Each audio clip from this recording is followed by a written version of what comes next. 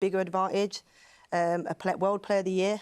And I'm just really excited to see how 𝓤𝓤𝓤𝓷𝓲𝓷𝓰 and 𝓤𝓤𝓤𝓤𝓷𝓲𝓷𝓰 partner up in that midfield and how dangerous they can be. Obviously, you said she hasn't played in this Spain team for a long time now.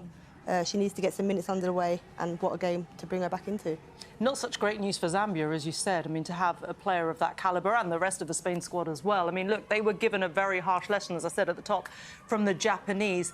What have they learned from that performance, do you think, Anita? Well, the Japanese were tough contenders for Zambia to meet, really a dynamic side, and Spain are similar, possession-oriented. So I think they would have learnt that they need to be, more disciplined defensively, work together in those units, close those distances, and not be so naive, especially in the box defending. Yeah, well, look, Farah, you mentioned 𝓤𝓤𝓤𝓤𝓤𝓤𝓤𝓤. She's an incredible player, isn't she? What a talent in that midfield. How impressed were you by her in that opening game? Yeah, really impressed. I think everything good that come through Spain come from 𝓤𝓤𝓤𝓤𝓤 in particular. I think, she's so versatile as a midfielder.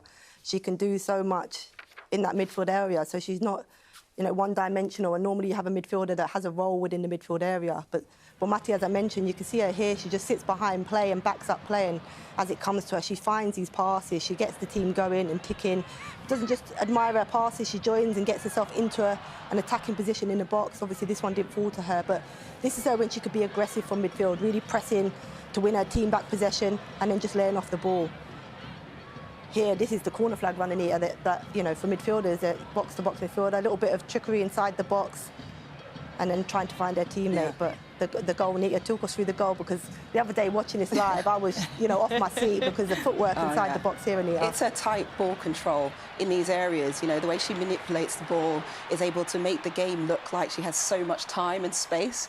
That's a sign of a world-class talent right there. Yeah, she really is, isn't she? I mean, as for Zambia, it's their first ever World Cup, ranked 77th in the world. 71 places separate them and the Spanish. So there's a gulf in class, certainly. But I think what we saw from Zambia was how vulnerable they are on the flanks, and that was against the Japanese. And the Spain side will really be looking to exploit that, won't they? Absolutely. You see here how Japan are able to exploit the space in between the centre-backs and the full-backs. They were in a back five, and they just don't recognise the danger, especially in the box. They're not touch tight to players who are making those early runs in there, and they're getting first contact. So hopefully they're going to, be more tight in those situations and communicate and make sure that they're all stepping together, dropping in the right moments to cover those spaces, because Spain are really good at moving the ball quickly in 1 and 2 touch, limited touch play as well.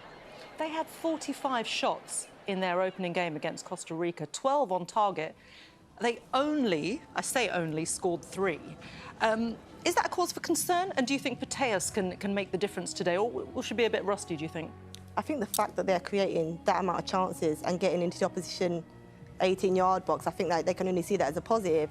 Now it's about being more clinical inside the box, which I'm sure with time and minutes that will come for Spain. Well, as for Zambia, I mean, look, they'll have a big job on their hands if the Spanish are that creative in front of goal. They are missing their first-choice goalkeeper. 𝓳𝓸𝓲𝓷𝓲𝓷𝓰 was injured before the tournament. Their second-choice goalkeeper, Catherine Masonda, got a red card after a second yellow in that opening game. So today they've got their third-place goalkeeper, Eunice Sakala. How sort of difficult a position is that when you're a new side in this competition? You're up against one of the giants in world football as well. Yeah, it's really tough. Your third-choice goalkeeper's coming in, hasn't had as much exposure and minutes, playing time to adjust and build that dynamic, perhaps, with the defenders that are going to play in front of her. So it's a really difficult game for her to come into, with a Spanish side that we just mentioned create a lot of chances. Yeah, well, one of their star performers is Barbara Banda. We saw her in the last game. They've just got to get the ball to her more, haven't they, Farah?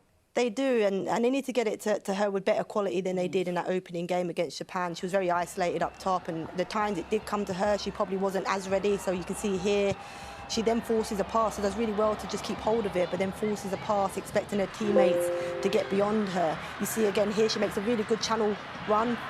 And then as the ball comes in, it's just that heavy touch, because she didn't get many touches on the ball. So when you get these moments, you need to be ready. It was great movement, but as I said, she just wasn't ready. And then here you can see she just tries to get hold of the ball, and then it's the rush pass. So she just needs to be a little bit more tidy in that final third when they do get hold of the ball. And she's actually very good at holding the ball up and bringing teammates in. I feel like because she didn't have so many touches in that game, when it did come, she just wanted to get rid of it.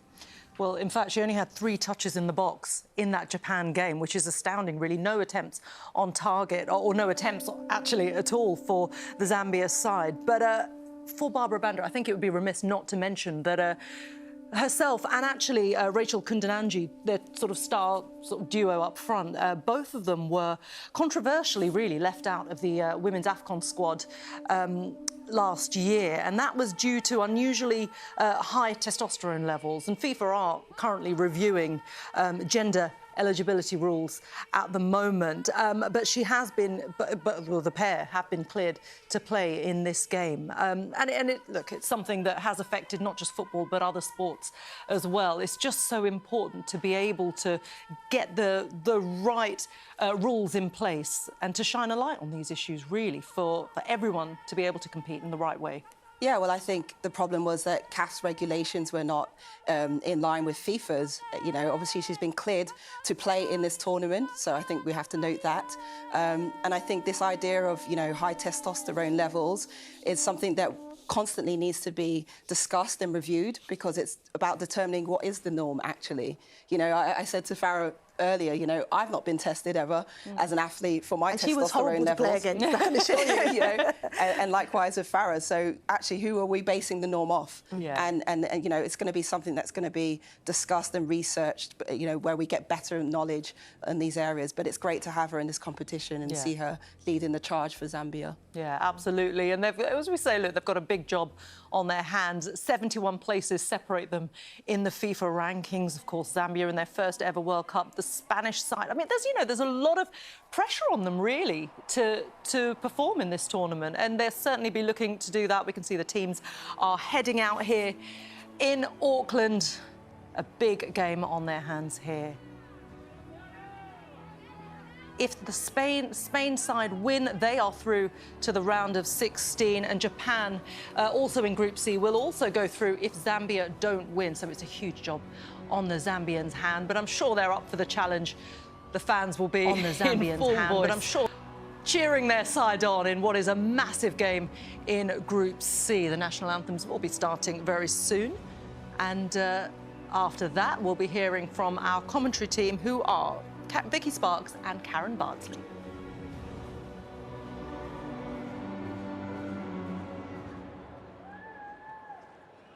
Please rise if you are able for the national anthem of Spain.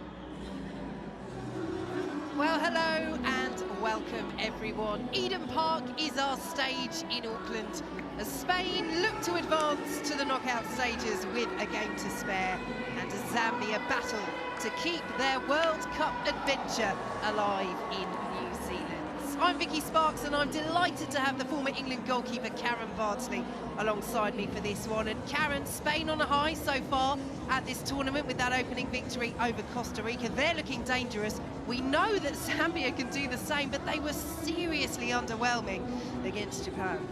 Yeah, that's right. No, Spain were absolutely exquisite the other evening against Costa Rica. Maybe a little bit, you know, they didn't capitalize on all of their chances, but they certainly showed how dangerous they can be in front of goal. But 𝓣𝓱𝓪𝓷𝓲𝓷𝓰 for Zambia was essentially ineffective the other evening. She was isolated and awful, really very little threat going forward, and Japan's quality simply was too much for Zambia on the night.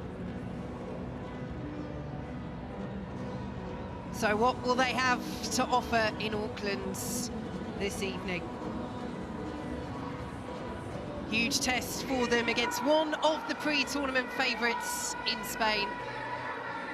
As the Spain captain, Ivana Andres, comes to the centre, our referee from South Korea, Oh Hyung-jong, and exchanging pennants with 𝓣𝓱𝓪𝓷𝓲𝓷𝓰, who will be so key for the Zambians in New Zealand for this one. There is the VAR room, ready to go.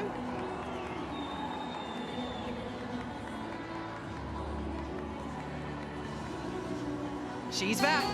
Two-time Ballon d'Or winner Alexia Putellas starts for Spain for the first time at this World Cup after coming off the bench against Costa Rica. What a huge miss she was for them at the Euros last year. Now, having recovered from that ACL injury, Spain are hoping she can inspire them to glory. That's one of two changes from that opening victory, with Mariona Caldente also coming in.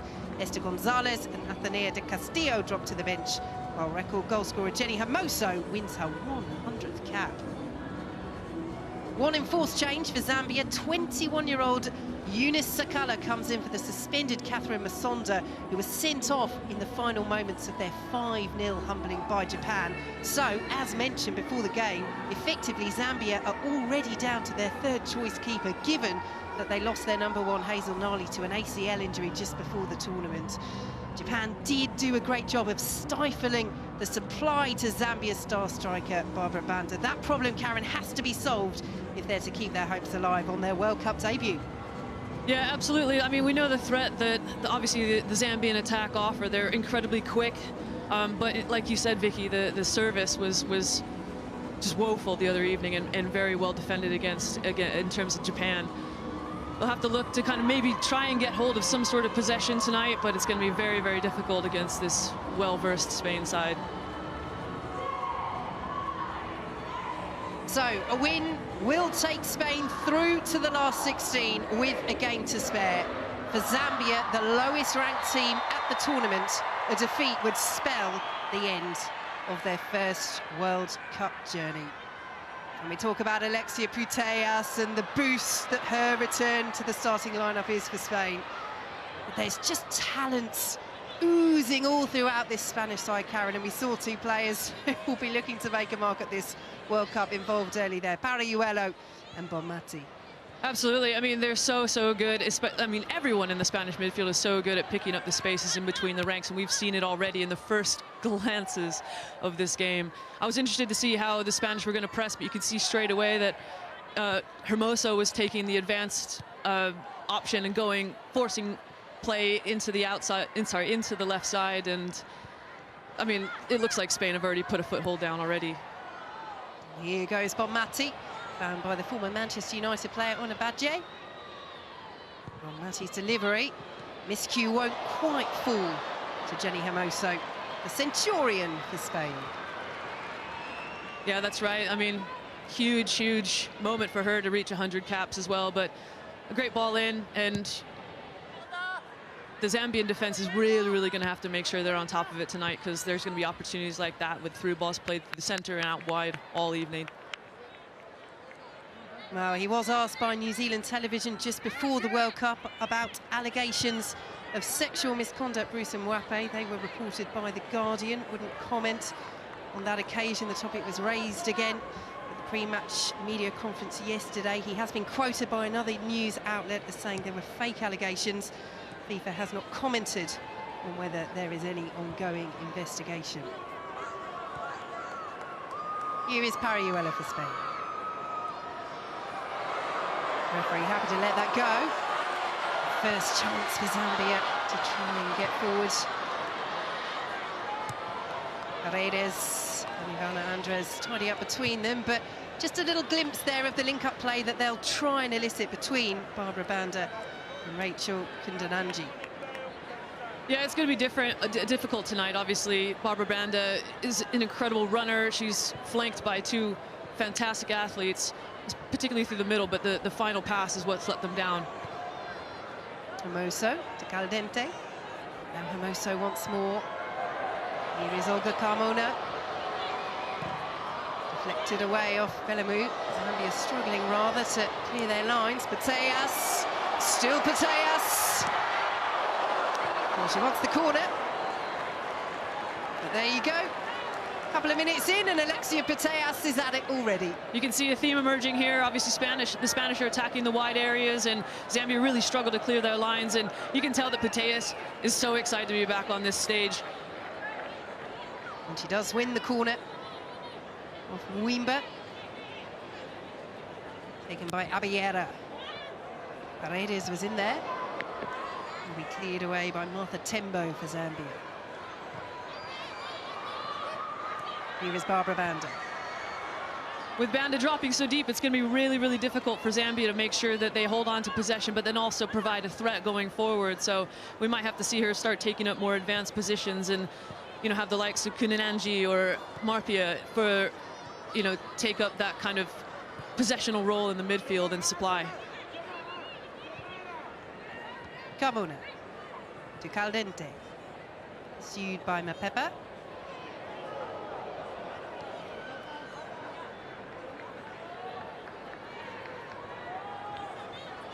Putellas. Saw the run through the centre of Bonmati. Not convincing. Neither was that.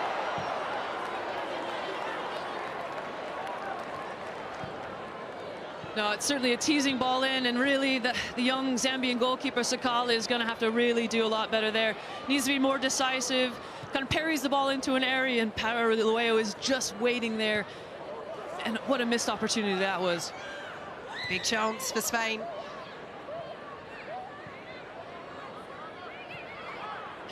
Unorthodox. Not quite the distance either. Spain really piling on the press in these early stages in Auckland.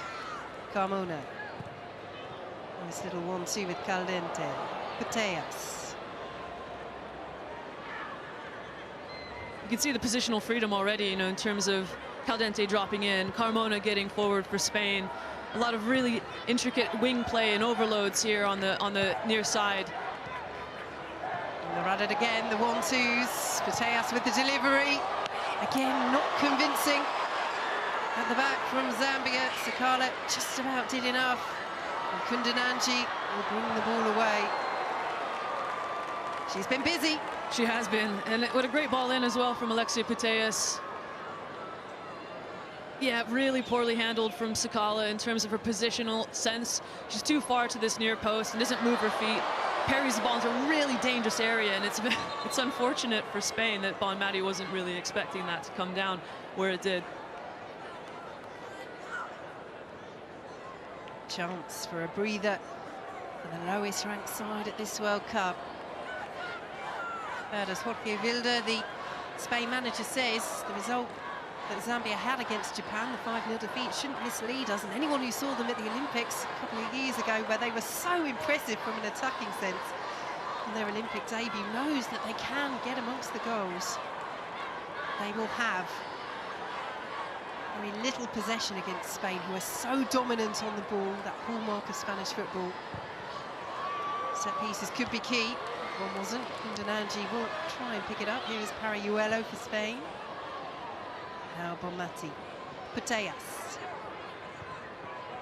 Caldente. Abiyera.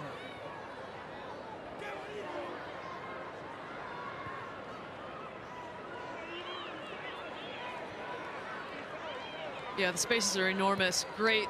Oh, it's unlucky, that pass, but great awareness for 𝓳𝓸𝓲𝓷𝓲𝓷𝓰 to understand where the spaces in between the lines are. Zambians aren't checking their shoulders, and they're not really understanding what's happening. Here goes 𝓳𝓱𝓪𝓷𝓲𝓷𝓲𝓷𝓰. Feed away to the feet of Susan Banda, one of their most experienced players, 33 years of age, but she's been dispossessed by 𝓳𝓱𝓪𝓷𝓲𝓷𝓲𝓷. Here is 𝓳𝓸𝓲𝓷𝓲𝓷𝓰. 𝓳𝓳𝓲𝓷𝓲𝓷𝓰.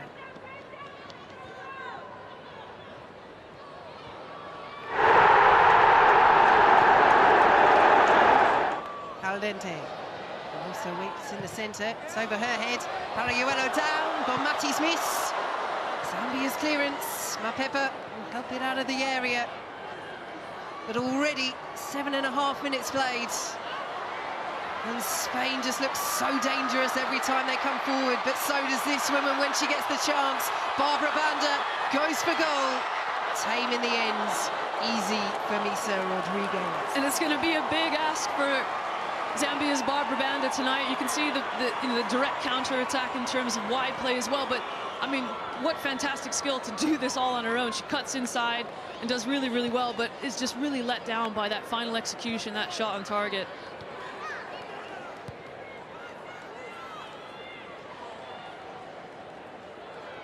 But we've seen loads of warning signs already from this Spanish side. You know, I think the Zambians are really, really fortunate not to have conceded thus far. But, you know, we saw this against Costa Rica from the Spanish in terms of loads of opportunities, but really failing to convert. 𝓳𝓸𝓲𝓷 through the centre, comes to 𝓳𝓸𝓲𝓷𝓲𝓷. A little far ahead of 𝓳𝓸𝓲𝓷𝓲𝓷, but she will keep it in. Now Hermoso. 𝓳𝓸𝓲𝓷. 𝓳𝓳𝓷𝓲𝓷. Oh, brilliant! What a strike. Outstanding from 𝓳𝓸𝓲𝓷𝓲𝓷𝓰. A moment of sheer quality.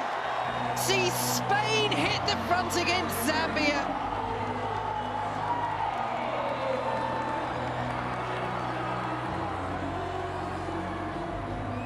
Simply spectacular.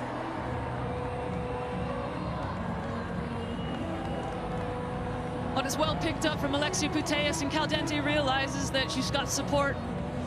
It's really great intricate build-up play and a good ball into the edge of the area. And it's well set here from Hermoso. And what a strike. Absolutely no pressure on the ball. Just makes it look so easy. Just steps onto the ball and hits it so cleanly. It's right into the top corner. And the Zambian goalkeeper, 𝓳𝓸𝓲𝓷𝓲𝓷, looks like she just doesn't even know what hit her. What a finish. And you can hear the ooze around Eden Park as the crowd see the replay of that goal. What a peach. Vicky, it just absolutely launches off her boot. I mean, that is, wow, that is spectacular. And the set, to be fair, every single player would love to have a set like that to just step onto and launch it into the back of the net. Well, she's only scored once before for her country, 𝓳𝓸𝓲𝓷𝓲𝓷𝓰. What a way to get your second goal. She's trying to turn provider for Hermoso.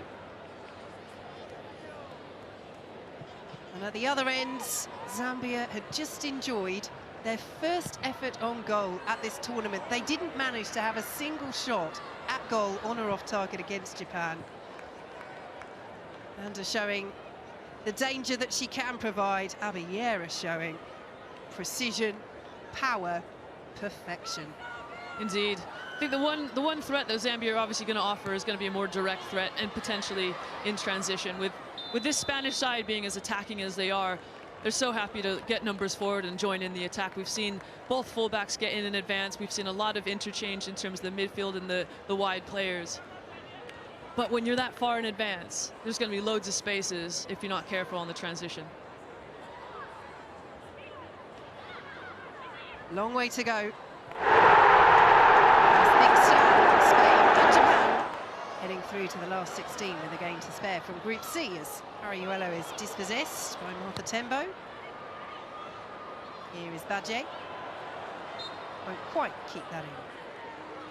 And you can see what Spain are trying to do. Obviously, 𝓳𝓱𝓪𝓷𝓲𝓷 and the Spanish wide players are trying to get forward and occupy the center backs to the fullbacks to kind of create confusion. Am I going to mark? Am I going to stay? Is that threatened behind?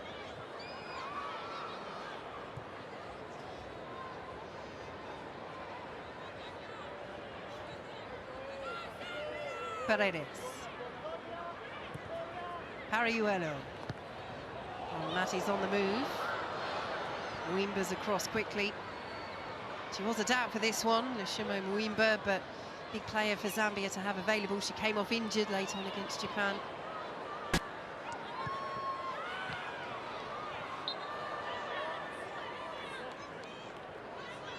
But Spain very much in control. Here is Ivana Andres. Carmona. Caldente. Oh, look at the space here for Putellas. Hermoso wants it. Hermoso gets it. And that is as straightforward as they come. Jenny Hermoso scores on her 100th appearance for Spain. And already Zambia are in deep, deep trouble. Hermoso makes it 2-0. And it was just far, far too easy for Spain here. I mean, again, you can see the overload starting to occur, the wing play. And what a fantastic third player run from Alexia Putellas into the edge of the area. And, I mean, Hermoso, it would be more difficult to miss, I think, there. She's absolutely unmarked. But, again, great run here from Alexia Putellas. Lovely little lofted ball into the back stick.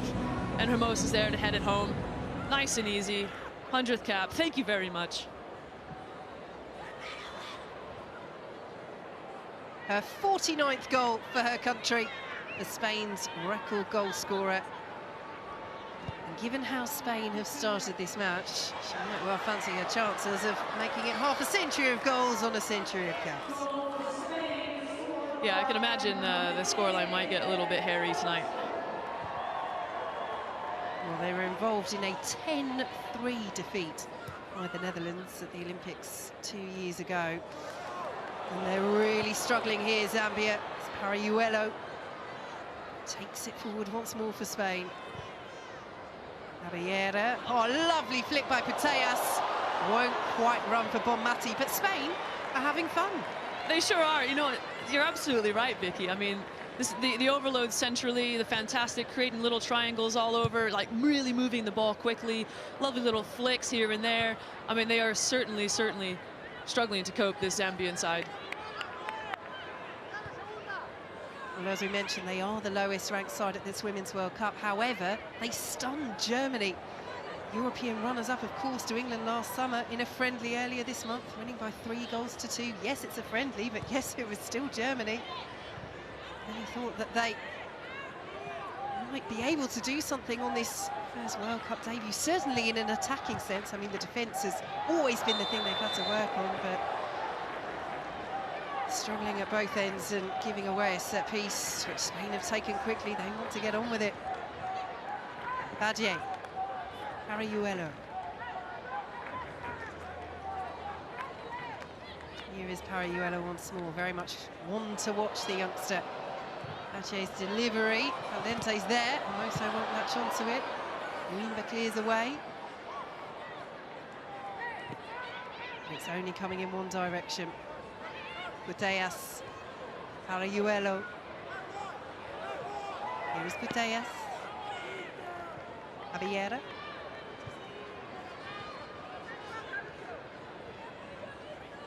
Caldente well dispossessed by Margaret Bellamou. Putellas. Here is Susan Banda taking charge, but it just won't stick for Zambia at the moment. 𝓳𝓸𝓲𝓷𝓲𝓷𝓰, baptism of fire in this first World Cup start. She came on late on in their match against Japan, deep into added time after Catherine Masunda was sent off. Actually saved the penalty that Masunda had conceded, but had come off her line, so it was retaken, and Japan scored the retake. Flag stays down. 𝓣𝓱𝓪𝓷𝓲𝓷𝓰. That's good defending and goalkeeping by 𝓳𝓸𝓲𝓷𝓲𝓷𝓰. Yeah, she needed to get there. I actually think 𝓳𝓲𝓷𝓲𝓷𝓰 could have probably won that race, I think, if she really went for it. But good pressure there from Barbara Banda. You know, she's not going to stop. She's going to chase everything down. She's literally, at the minute, their one attacking threat going forward for the Zambian side. But really enjoying watching Spain. I mean, they're so happy to commit their fullbacks. They do so well to sustain the attack by pushing Bonmati, by pushing 𝓳𝓸𝓲𝓷𝓲𝓷𝓰 forward. You know, the Spanish side are so happy to keep possession in really, really tight spaces, particularly at the edge of the area. And here we see this fantastic headed goal for Jenni Hermoso on her 100th appearance. I mean, you can see what it means to her, like what a fantastic occasion this is for her. Well, she was another player who missed the Euros last summer with injury. 𝓳𝓲𝓷𝓲𝓷𝓰 as well. Had to pull out of the squad. Spain, of course, losing in extra time in the quarterfinals to England. We've had an interesting build-up over the last year, shall we say. Huge falling out between 𝓳𝓲𝓷𝓲𝓷𝓰, the manager, and 15 of the Spanish players who sent an email to the federation. Lots of claim and counter-claim about exactly what it said. The Spanish FA claimed that the players said they wouldn't play again unless 𝓳𝓲𝓷𝓲𝓷𝓰 was sacked. The players denied that they demanded for that, but asked not to be called up. And Zambia with an injury issue. Susan Banda down, and that will be real frustration for them on what has been a frustrating, very much so, 18 minutes or so in Auckland. She's so key to how they try and elicit some sort of momentum in midfield. That defensive midfielder sitting there in front of the defence, which has already been beaten comprehensively on several occasions and decisively twice by Spain. I mean, what a strike that is from Abiera. That is just a fantastic goal. And like I said, really well worked down the channel. It's come back into the box, set at the edge of the area by Hermoso, and a lovely first touch and stepped onto and struck so cleanly by Abiera. But you're right, absolutely right, Vicky. And in terms of what we've seen in the build-up to this World Cup from the Zambian side, Susan Banda and that holding midfield has been crucial in terms of getting something out of, you know, the games in terms of control, and we've just not seen it tonight at all. Well, trying to wrest possession away from Spain is no easy task for any side. Paredes slipped from Banda. I think it was going to reach Ivana Andres anyway. Won't reach 𝓳𝓲𝓷𝓲𝓷𝓰 though. And here is Muimba. Irene Lungu. Carmona. Hermoso. But you can see the confidence in the Spanish side and the technical ability, and you know the fact that Irene Paredes just dinked Barbara Banda, you know, with a pass just in front of her own area just speaks so much to the ability and the confidence that they have in each other.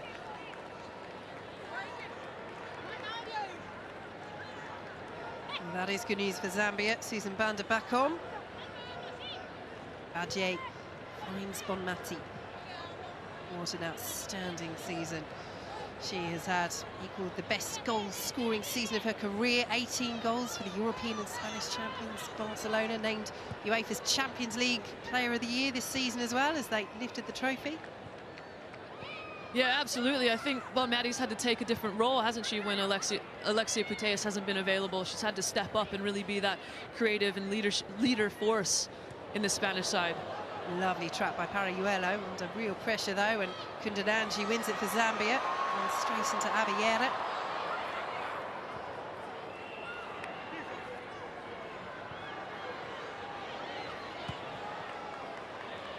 Spain recovering the ball so quickly when they lose it. Forward by Putellas, a little bit too much on it for 𝓳𝓲𝓷𝓲𝓷𝓰. Sakala will clear. Picked on by Susan Banda, only as far as Putellas. Muimba there ahead of Bonmati.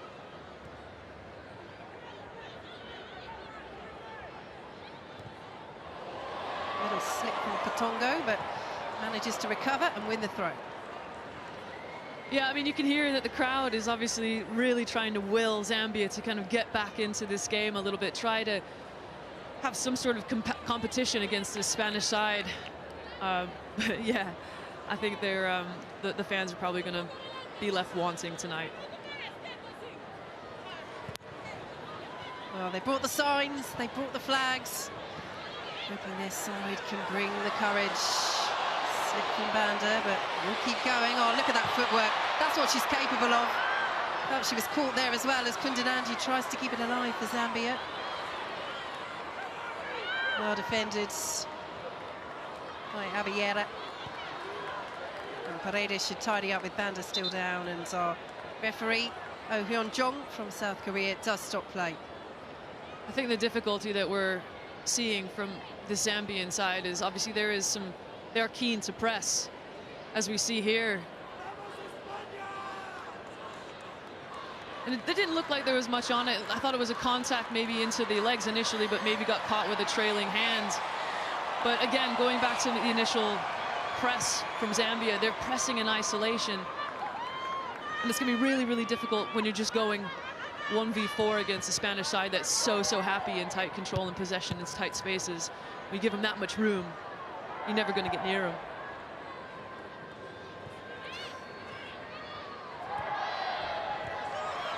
Given away by 𝓣𝓱𝓪𝓷𝓲𝓷𝓰. Here is Banda. 𝓳𝓸𝓷𝓷𝓷𝓰's there.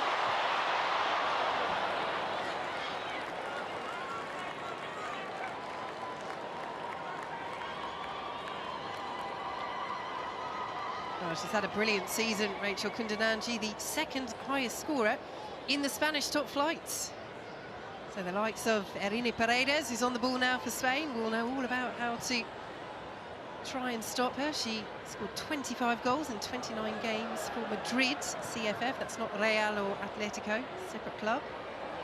Here's Putellas. Now Carmona. Also is in the centre again, away by Muimba. As far as Putellas, who's touched, just let her down. Muimba will clear. Again, Barbara Banda putting on the pressure. She's asking her teammates to come up with her. That's right. I mean, a bit too late, but at least they're starting to join in a little bit. Belemu.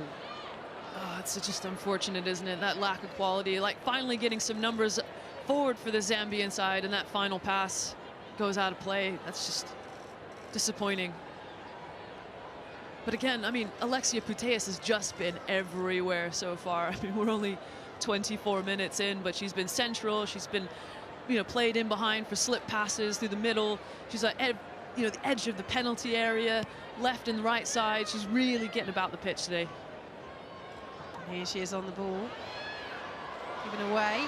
Barbara Banda will try and pick it up. Cleared away by Ivana Andres, the Spain captain. She's taken the armbands instead of Irene Paredes, who was one of the players who sent that email, that infamous email to the Spanish FA, but did, as captain at the time, speak out about it, reference the squad's desire for change in public, said her job as captain was to express the squad's feelings to the coaching staff. Only recalled in March, Paredes.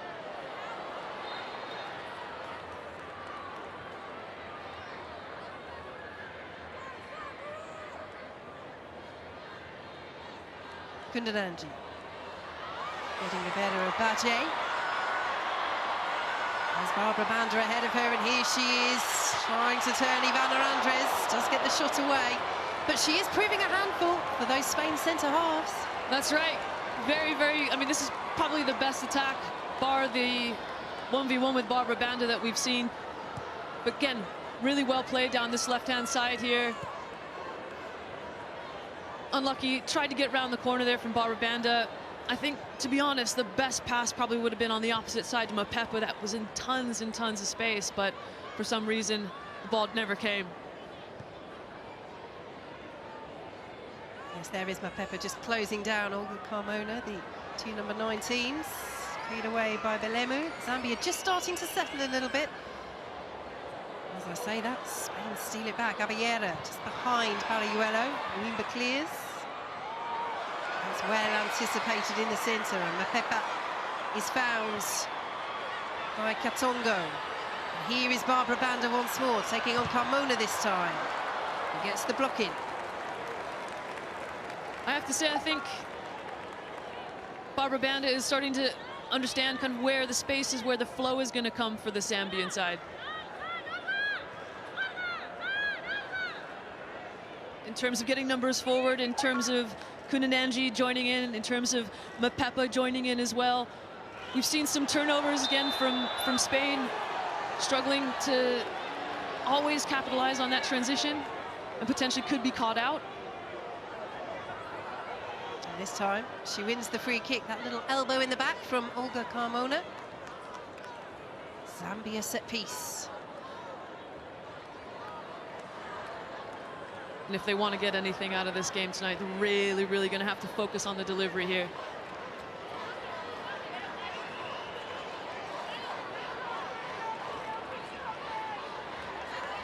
So it will be Siomala 𝓣𝓱𝓪 to take responsibility on this free kick.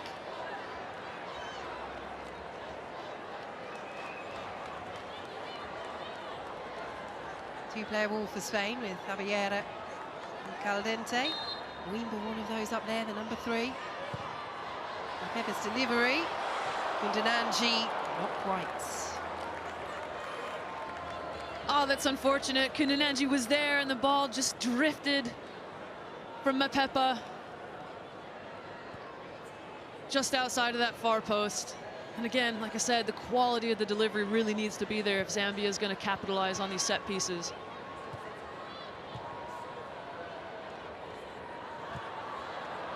Here is Bonmati. Spain sweep forward again. 𝓣𝓱𝓪 taken off her toes by 𝓣𝓱𝓪. Putellas, 𝓣𝓱𝓪, Badje.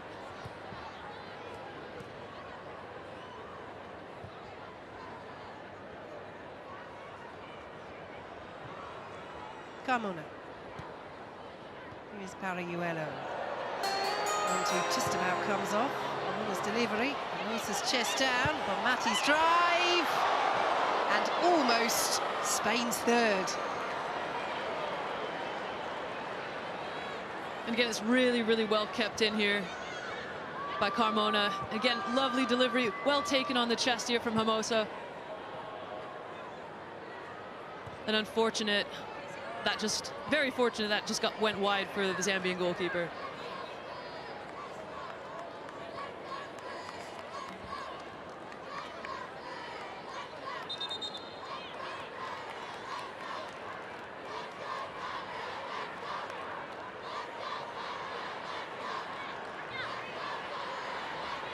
Well, they've certainly got support, Zambia, inside Eden Park in Auckland.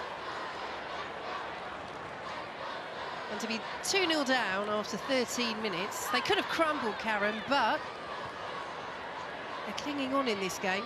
Yeah, absolutely. The willingness, the enthusiasm is certainly there. It's about timing those moments, about when to get forward, and then really, really being clinical when they do arise. Well, again, this does not look good for Susan Banda, going down earlier in the match and clearly struggling. Zambia may be forced into a change here. What a feeling. I'm going to see that 𝓣𝓱𝓪 goal again. Why not? Yeah, it's an absolute beauty.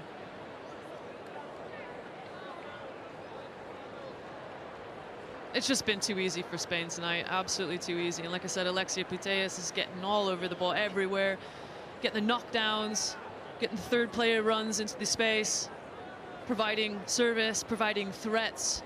She's always available for her teammates. She's constantly getting across the pitch, being that outlet pass.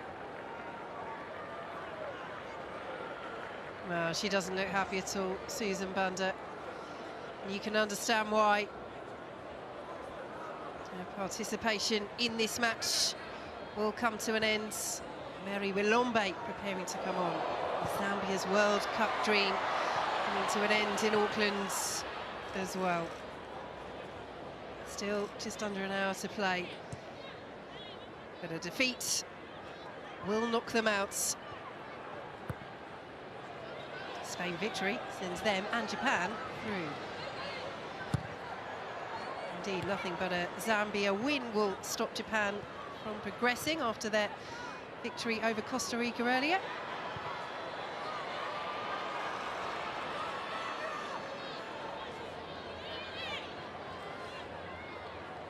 And it really just seems very one-dimensional from the Zambian side.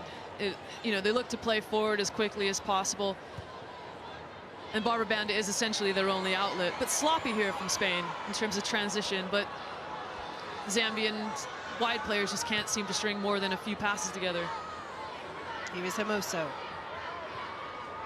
Stringing passes together, not something Spain usually struggle with, but there we go, again. Certainly not. 𝓤𝓷𝓲𝓷𝓲𝓷𝓲 losing out. Paredes.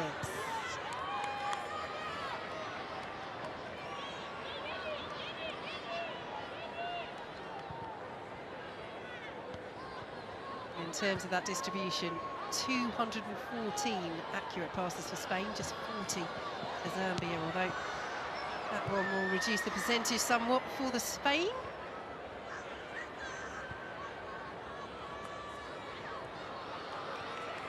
Here they come once more. Vieira has another try. Caldente knew she was offside. And again, it's just really, really clever movement from Alexia Putellas to kind of step into the back line and then realize when the ball hasn't come to drop off and create that space. And then there's another immediate threat for Bonmati. Here goes 𝓳𝓸𝓲𝓷𝓲𝓷𝓰. Lungu. Mapepa.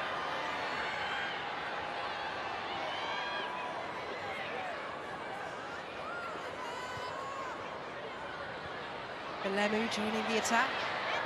Mapepa will keep it in. Flag stays down. Rescued delivery by Katongo. Arayuelo.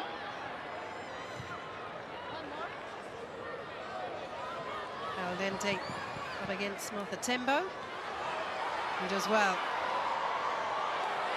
Caldente in the end does better. Well stopped by Muimba. Again, you can hear the roars inside Eden Park. They want Zambia to get back into this. And this woman might be able to do it. 𝓤𝓷𝓲𝓷𝓲𝓷𝓲𝓷𝓲𝓷𝓲𝓲𝓬𝓐.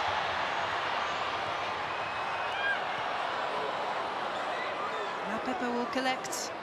But the delivery needed to be better there. Arayuelo can bring it away for Spain. Oh, and you're almost willing, Zambia, aren't you, just to have a good delivery, have a good final product into the area. There were numbers there that time.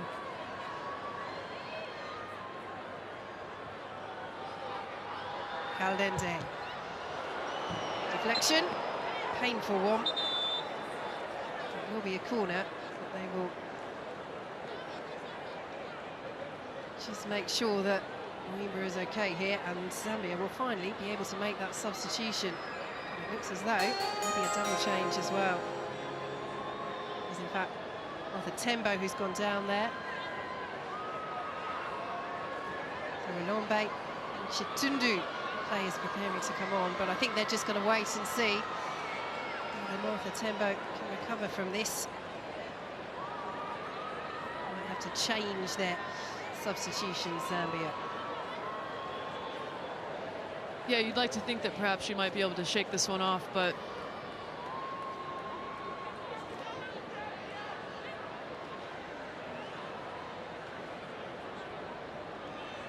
there will have to be some changes going forward, I imagine, from the Zambian side. It's simply too easy in the build-up phases for Spain to kind of find their holding midfield players and progress the ball forward either centrally or wide. The Zambians are just allowing far too much space and not getting close enough to the ball.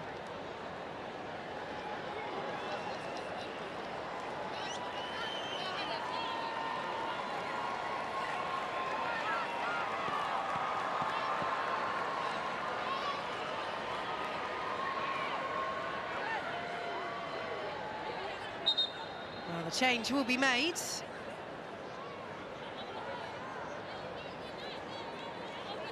And it is Mapepa who's the first to make way. Susan Banda, there she is, off injured. 𝓣𝓱𝓪𝓷𝓲𝓷𝓲𝓷𝓰, Mary Wilombe into the fields. First appearance for Wilombe at this World Cup. 𝓳𝓸𝓲𝓷𝓲𝓷𝓰 had one of those frustrating experiences. She came on last match against Japan and then had to come off again for the goalkeeper when Zambia had to make that change. Got a corner to defend here. And they do so with Muimba.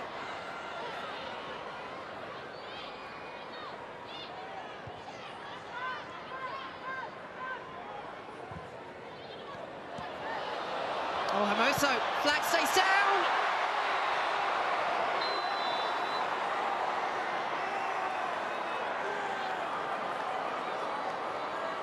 And eventually goes up.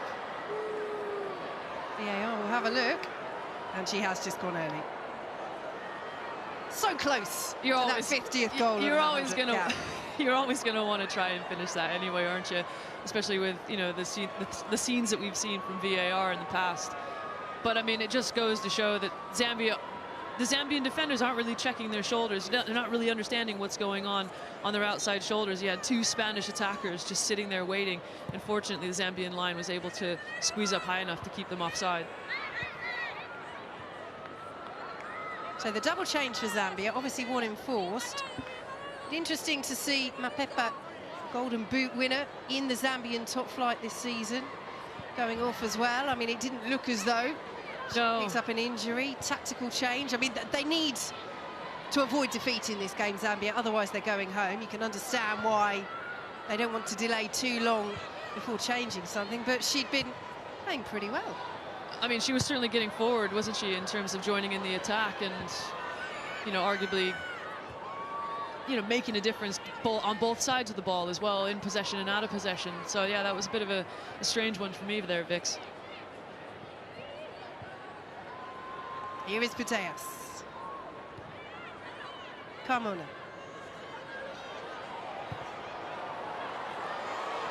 And is off and away again.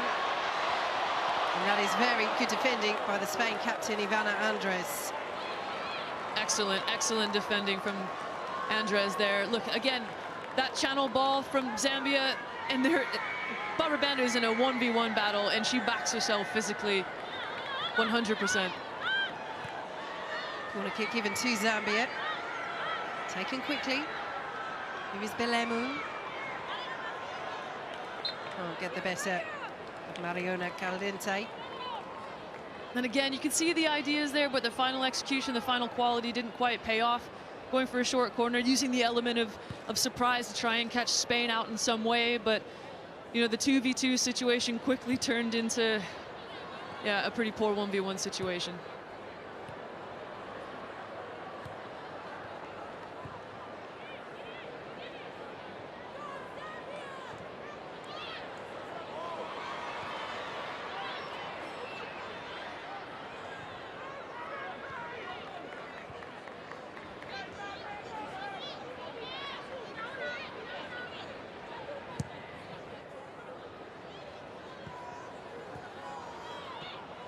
Caballera.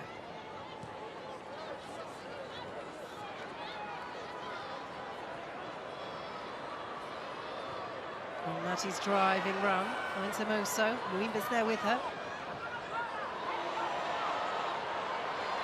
And Muimba does well.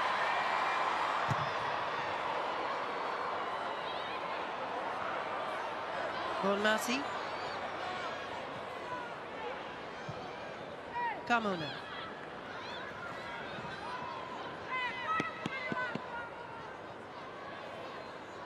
Parayuelo. Putellas. Caldente. Putellas. Parayuelo. Lead away thumpingly by Irene Lungo. But again, the Spanish side are pressing, pushing forward, and Alexia Putellas does so well to link up the play here for the Spanish midfield. Badier dispossessed. Good play by Kundananji. Here goes Barbara Banda, taking on Paredes. Paredes, oh, did she get something on the ball there?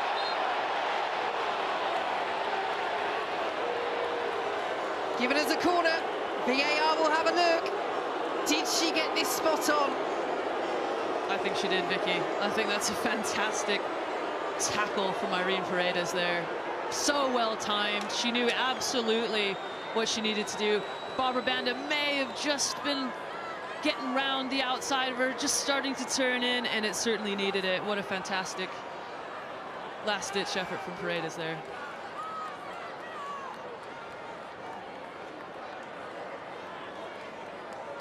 Oh, she's got the beating of both centre-halves of pace over a long distance.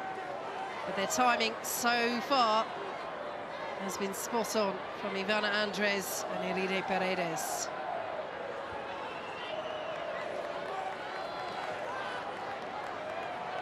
Defending here to do for Spain.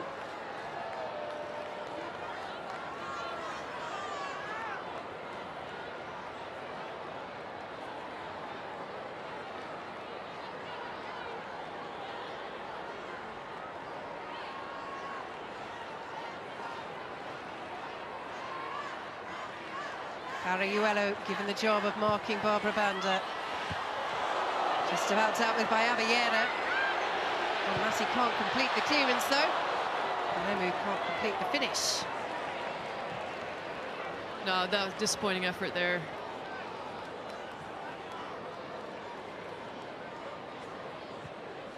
But again, this sort of experience for Zambia is going to be, you know, probably really, really positive going forward. Maybe not so much in this tournament, but in the future in terms of understanding when to keep that patience, when to keep that calm head at the edge of the area, and understand when you need to recirculate to try and create more high percentage scoring opportunities.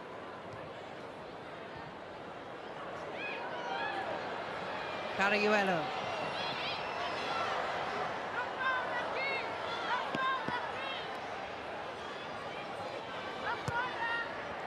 Good defending by Belemu.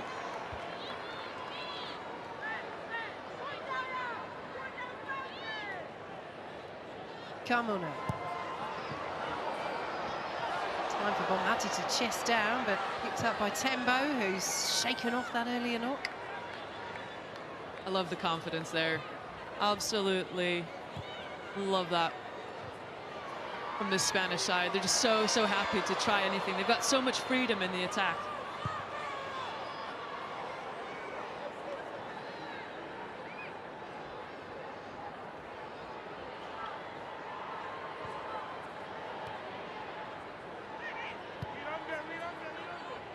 Well, it is a third World Cup for Spain. Qualified for the last 3 in a row. Best finish was back in 2019 in France, where they reached the knockout stages for the first time, lost 2-1 to the USA. But they are a side, a federation that have come on leaps and bounds over the last 10 years or so. As we say, it's the favourites for this tournament. Carajuelo in a tangle there with Agnes Musese. 6 minutes of added time at the end of this first half. But I think there was so much interest, wasn't there, Karen, about Spain coming into this tournament, given that row with Jorge Vilda. Only 3 of those 15 players that stepped away from the national team have been brought to the World Cup. Caldente, Badie and Bonmati. And so we wondered, didn't we? You know, they do have such talent still. Putellas, 2-time Ballon d'Or winner. First player to win the Women's Awards in back-to-back years. And throughout the pitch, there is so much to praise about Spain. But you look at the players that haven't come. Sandra Paños, the Barcelona #1. Api Leon, the key Barcelona defender. Patrick Guiaro, Claudia Pina. Former current Manchester United attacker Lucia Garcia, Leila Wahabi of Manchester City as well. You know, these are big players that are missing, and for Spain to still come here as favourites and have the form that they have, particularly over the 9 months since that huge falling out back in September, has been hugely impressive. Absolutely, Vicky. I really like this Spanish side. I think they're full of just some fantastic players. They're really, really fun to watch. They're certainly entertaining, but the tactical ability and the technical quality is just absolutely exquisite. They're so calm in really, really tight spaces. They're happy to, you know, receive the ball with their back to goal, hold up play. You know, there's so much fluidity in this Spanish midfield that the roles are constantly interchanging. You've seen already Putellas dropping in deep to get on the ball. 𝓳𝓸𝓲𝓷𝓲𝓷𝓰 here happily, you know, playing in that holding midfield role. Bonmati will exchange and play in that 8 role at times, or even go forward and play in the 10. So it's really, really great to. I just find it so entertaining to watch. Well, they will have tougher tests to come, Spain.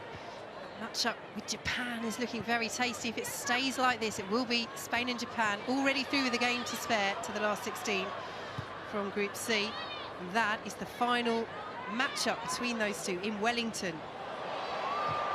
As it stands, that will be squaring off to see who wins the group. You know, I suppose, Vicky, if Zambia can take anything away from this first half, it will be the fact that when Spain played Costa Rica was already 3-0 down. Yeah, they conceded some early goals at the Euros, Spain. This time, scoring them early on at this Women's World Cup has been their strength. We have to say, 𝓳𝓸𝓲𝓷𝓲𝓷𝓰, you know, I'm not even sure I've mentioned her name, really. She's, for all of Barbara Banda's danger in and around the penalty area, they haven't breached that last line of defence, really, Zambia. No, they haven't, unfortunately for them. But, you know, in terms of the role that 𝓳𝓸𝓲𝓷𝓲𝓷𝓰 is going to have to play, you still have to concentrate regardless of the opposition that, you know, you're faced up against, because you never know, especially with a threat like Barbara Banda for Zambia. You know, it could just be a quick counter-attack. It could be a quick switch off. It could be a poor pass from the centre-backs or the full-backs into the midfield. And you have to be ready, just like what we saw the other night from Mary Earps. Yeah, huge save from England #1 against Haiti near the end of that match. That won't be kept in by 𝓳𝓸𝓲𝓷𝓲𝓷𝓰. Plenty of work for Zambia to do. Just one save 𝓳𝓸𝓲𝓷𝓲𝓷𝓰 has had to make it this World Cup so far. That was in this match, that early chance from Barbara Banda. There is Putellas.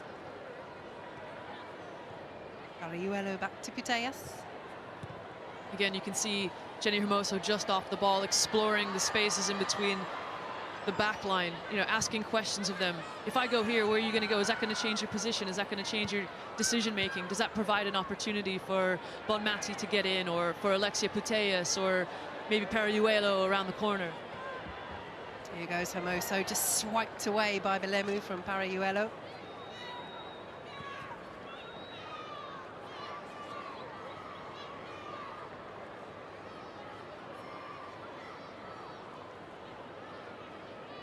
Carmona to Hermoso. Valente, Hermoso. Knocked away by Musese. Parayuelo. Oh, this should be 3. Good save. Bonmati denied and cleared away by Tembo. 𝓳𝓸𝓲𝓷𝓲𝓷𝓰 standing up well, but really Bonmati should have given her no chance to make that stop. Spain still come. Cleared away by Musese. But suddenly they're going up a gear once more, Spain. And Zambia accelerate themselves. 𝓳𝓸𝓲𝓷𝓲𝓷𝓰. Here is Barbara Banda. Ivana Andres is with her. They're doubling up now, Spain. Carmona coming across too. And in the end, the throw goes Spain's way. At the other end, it could have been 3-0. That's good, patient defending from Olga Carmona there. But yeah, absolutely a completely wasted opportunity from Atiana Bonmati in front of the Zambian goal. Just hit it straight down the goalkeeper's throat and just place it anywhere either side. I'm sure that would have been 3-0. Well, we mentioned her brilliant goal-scoring form this season. She's had a couple of chances in this game, but Spain have taken 2 of them, and that is why they lead by 2-0 at the break. Here is that save that still gives Zambia some hope in this game, Karen. Yeah, absolutely. I mean, listen, I can't say that 𝓳𝓸𝓲𝓷𝓲𝓷𝓰 probably knew a lot about that save. You know, coming from a goalkeeper's perspective, you just have to put yourself in position to be set and get in the way. But yeah, the quality from Bonmatí, we probably expect more from a player like her, but what a dominant first half performance from the Spanish side. Well, he's already starting the half-time team talk with the substitute, 𝓳𝓸𝓲𝓷𝓲𝓷𝓰. But a stunning goal from 𝓣𝓱𝓪𝓷𝓴𝓼, and straightforward, as you like, header from Jenny Hermoso on her 100th cap. Leaves Zambia with a huge amount of work to do in the second half. As it stands, Spain are heading through, Zambia heading out at half-time in Auckland. It is Spain 2, Zambia 0. Vicky Sparks and Karen Barsley, thank you very much indeed. I've got Farah and Anita in the studio with me. Great scenes there from Auckland as well. This is exactly what we want from a World Cup. The fans in full voice as always and enjoying themselves, which is what you want in a World Cup match. This is what it's all about. Looking at the Spanish today, 2 goals up at the moment. Possibly less slick than they were against Costa Rica, but they're still getting the job done, aren't they? Yeah, I think so. I don't think they've been as effective, or certainly in terms of the ball speed, hasn't been as effective as it was in that opening game. But as you've seen, they're in control of the game. But what they are is a little bit vulnerable on that counter-attack to this Zambian team. I think they like to overload, you know, the final third areas. They allow for their fullbacks to get really high, and what that's doing is allowing Zambia in the game on the transition, Anita. Yeah, they're dictating the tempo for sure, but because they have so much of the ball and they're possessing higher up the pitch, they can commit numbers forward, and that's where Zambia can try to exploit them.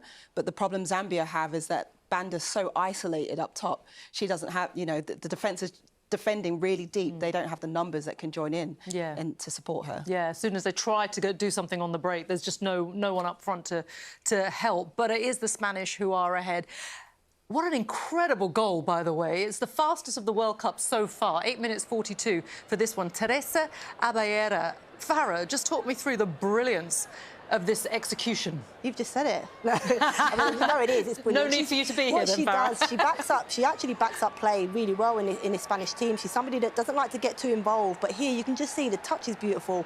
Absolutely no backlift, and just strikes it. It's the only place it can go, and it was a fantastic strike. But she's somebody, as I say, and that's quite quiet. She just likes Bonmatí and allows for 𝓳𝓱𝓪𝓷𝓲𝓷𝓰 to play us to just get in advance. She just sits and backs up, and this will be for her. Look, she's over the moon with that finish. I mean, that's an incredible strike. You know, little backlift, takes it really early, and I think it's the relationship between, you know, Hermoso there and Putellas as well. Slick 1-2 touch passing that sets that up, and it's just sublime strike. Yeah, absolutely, isn't it? And that was there was the second goal came 3 minutes 57 minutes after that. It was Jenny Hermoso on her 100th cap. She's only the second Spanish player to achieve that after Alexia Putellas. So she turned from provider to scorer in this one, Anita. Yeah, you can see it's like wonderful combination play in the channel here with Putellas, Hermoso making that run in there. But they get drawn out, Zambia, out wide, and you can see in the back post area that they're all ball watching, and they can't therefore get the right body positioning to open up. But it's a wonderful deep cross in the back post, and it's just an easy header in the end for Hermoso, who's able to put that away. Yeah, I think what impressed me most about this goal is Alexia Putellas' run. So the ball from Caldenti is great. I think as the ball goes back, we've seen Zambia defenders wanting to get out to the ball and press, and as they've done that, it's just a blindside run from Putellas towards the corner flag, and she just finds herself in acres of space, and then to pick up a pass to the back post, beautifully dinked. And Hermoso on her 100th cap tops it off with a header at the back post and a nice finish. Good header as well, easy header, as you would say. But what is the impact of Alexia Putellas in this one? She looks like she's really enjoying being back to competitive football for her national side. Yeah, well, Farah and I are just delighting watching her back on the pitch, because she seems hungry, she seems busy. She's, you know, she's already, it's like she's not been away. You know, the touches she's making, the flicks, the tricks, you know, she's got that composure, and you can see that she's an experienced player, and obviously 2-time Ballon d'Or winner. Yeah. It shows. Yeah, it does, and form is temporary, class is permanent, and Alexia Putellas is a shining example of that. But what about Zambia then? Because it's a different performance to what we saw against Japan, where they learned a very harsh lesson. In this game, I guess they're not looking as vulnerable. Yes, they're 2 goals down, but they're certainly not as out of sorts as they were in that opening game. I think they've what they've done in terms of the transition moments in the opening game against Japan, they were very rushed and they were just clearing their lines quite early. You could see here with the pass into the channel, it's a purposeful pass. They can see the run of Banda into the channel. They know it's something that they can exploit because obviously the Spanish fullbacks like to get high. And then what Banda's done better in this game is that she's actually carried the ball and tried to drive at defenders, whereas in the opening game she was really releasing the ball quite early.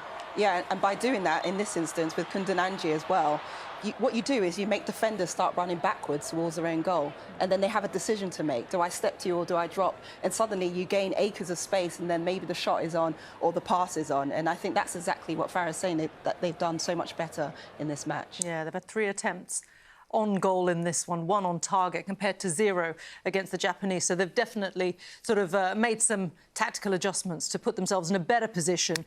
But they could have been 3 goals down, if it were not for their third-choice goalkeeper. 𝓳𝓸𝓲𝓷𝓲𝓷𝓰 deserves a really big mention in this one, coming in into the fold in only the 2nd game.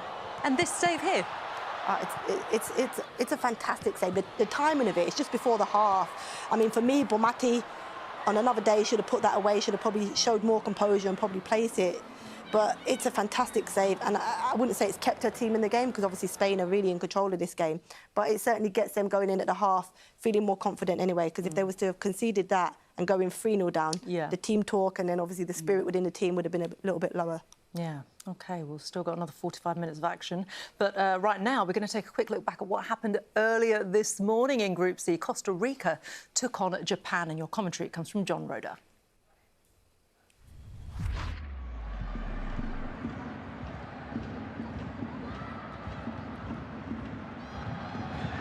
Miyake, Tanaka.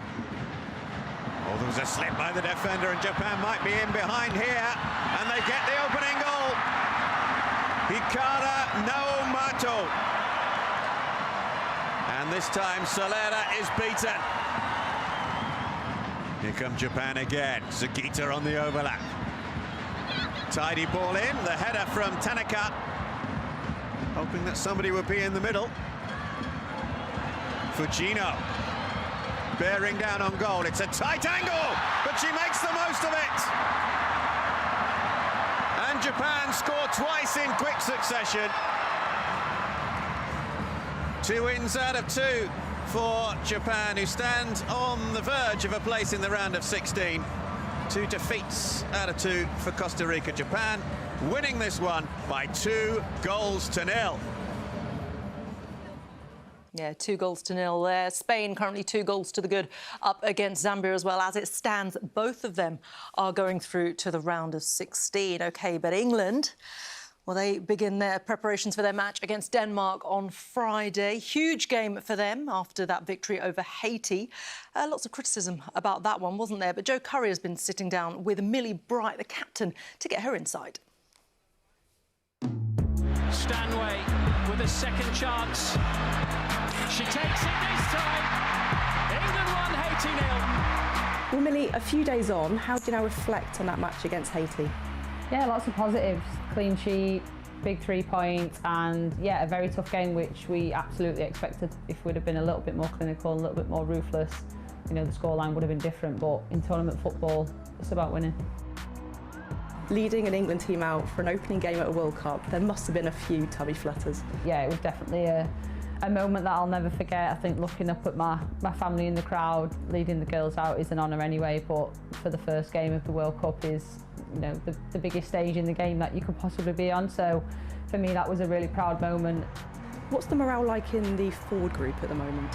Yeah, it's good. You know, you get a lot of outside noise and you've not scored an open play, and the games are hard. Obviously, as a group, we would love more goals. We strive for more goals. You know, there was probably some ugly moments in the game against Haiti, and I think as a team, that's something we do really well. We have that mentality to adapt to what the opponent gives us, and if that's scoring on a penalty, then it's scoring on a penalty. Let's talk about the next game, Denmark, then. There's going to be a lot of noise around Pernille Harder, their star player. You've been marking her in training for years at Chelsea. How do you stop her? Oh, she's a tricky player. How do you stop her? In training, I just get tight to her. I think physicality, but you know, she gives as good as she gets. So she will give that back. Do you know how to push her buttons? Yeah. If things do go your way against Denmark, it'll be 2 wins from 2. How much would the pressure then be taken off this group? There's always going to be pressure, not only from the outside, but from ourselves. I think that's just the mentality that we have, is to go out there, perform every single game, and the aim is to win every game. That's why we play, that's why everyone's here at the World Cup. But for us, we've just got to be the best prepared we can be and go out there and shine.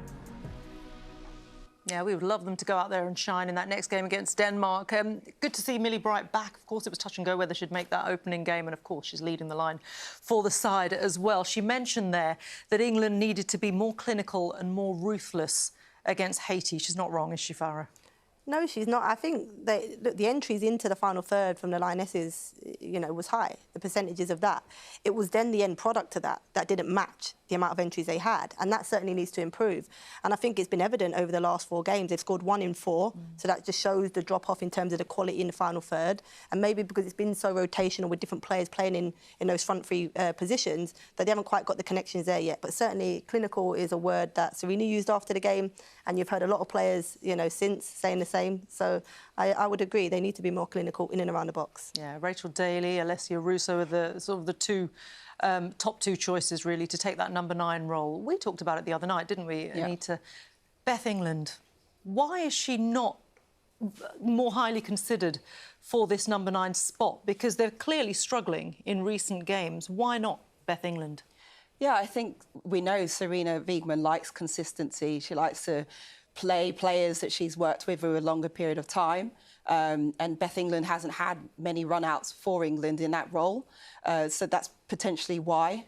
But I think the struggle England are having in terms of being clinical in the box is that they don't have, at the moment, players that really understand how to adapt and change, because they've been used to a certain role. Alessia Russo was more of an impact player.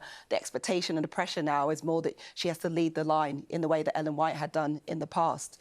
And that's a different challenge for them to face now. Yeah, it's huge, isn't it? As you say, that consistency that Serena Wiegmann enjoyed throughout the Euros, naming the same starting 11 every single time. But on Beth England, what do you make of her chances? Because she has a real opportunity here if she's given it. She's a fantastic goal scorer. I think the stats back that up in the WSL and moved to Tottenham at Christmas. And that was specifically to put played her way into the frame, squad, yeah, for sure. But when you're in camp and it's really difficult, and I think Beth England will know this herself. There's 3 strikers, and we've all been speaking about it. We're yet to know who's the number 1 and 2, but I think Beth England is aware that she's a 3rd choice striker. Therefore, she's kind of just putting her head down, keeping herself fit if she's needed as and when. But she had the same role in the Euros last summer. So she's fully aware of the role that she plays within the squad. And, look, if she gets called upon, she will most definitely be ready. But I think she knows her role in the squad. Yeah, it'll be really interesting to see what Serena Wiegmann does in that next game. Of course, if you've missed any of the action so far from this Women's World Cup, you can find all the highlights, mini highlights, I would say, of every single match each day. They're available on the iPlayer or indeed on Catch Up. On the highlights show at 7:05 p.m. on BBC 3. Tomorrow, of course, we're back with live action from Group E as the USA face the Netherlands in a repeat of that 2019 final. Myself, Anita and Fern Whelan will be on the caffeine for that one, because we're live at 1:45 a.m. on BBC One. And, of course, it's not just the Women's World Cup that has an Australian flavour this month on the BBC. Welcome to a most dangerous game. There's $250,000 up for grabs. Everyone's playing their own game. I'm not a trader. Couldn't trust him as far as I could throw him. Everyone's on edge. Why are you looking so uncomfortable? That does not matter. It does matter. Who are we murdering tonight? Ooh, who was it? Why are you going against the faithful? I would like to leave the room, please. The Traders Australia. Watch now on BBC iPlayer. Yeah, plenty coming up, OK? We've still, of course, got 45 minutes of action coming up in Group C as Spain are up against Zambia. 2 goals to the good at the moment as well. We can see the teams are out on the pitch. They're about to head out for kickoff in that second half. And let's hand you back to our commentators as they get ready. Vicky Sparks and Karen Bardsley. Thanks very much, Reshmin. So Spain, leading by 2-0, are preparing 2 changes. Ona Badje and Alexia Putellas are being withdrawn for Alba Redondo and Boyen Hernandez. And Karen, we've seen Putellas's impact in that first half, but her first competitive start for Spain since April 2022 in their victory over Scotland. Returning from an ACL injury, yes, she made a comeback for Barcelona at the back end of last season. Yes, she's been playing on and off for a couple of months, but no point leading 2-0, heading through to the last 16 in giving her more than her body can handle at this stage. She's absolutely quality, isn't it? I mean, she hasn't missed a trick. She hasn't missed a beat since she's been out injured. And you can just see the fun and the enjoyment. She's playing with a smile on her face. She's getting across the pitch.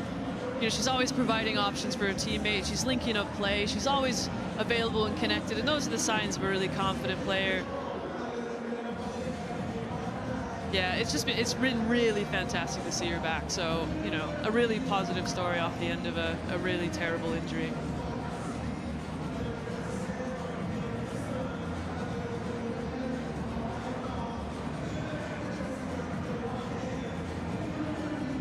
So Spain preparing to make this change.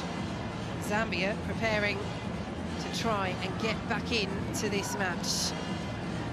What do they need to do in this second half, Karen? Because if they lose at Eden Park in Auckland, they're out of the World Cup with a game to play.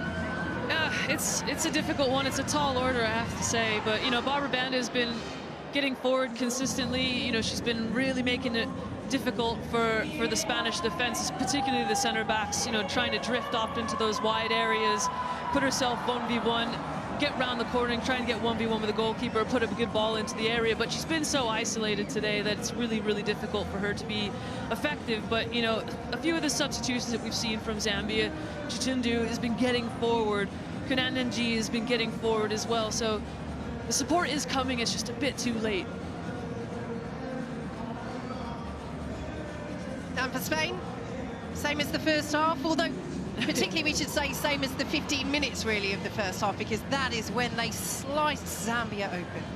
Absolutely, and then it just continued, didn't it? I mean, it was a very, very dominant first half from the Spanish side, but I imagine we'll see plenty of the same. I mean, the talent that's coming in just shows like the quality and depth that this Spanish team have, particularly their youthful enthusiasm as well. So yeah, I imagine fresh legs, the Zambians won't be happy to see quality like this coming in off the bench.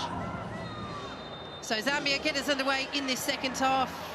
You can see Evan Navarro there on as well. So a triple substitution for Spain at half-time. Pariuelo is the other player who has made way.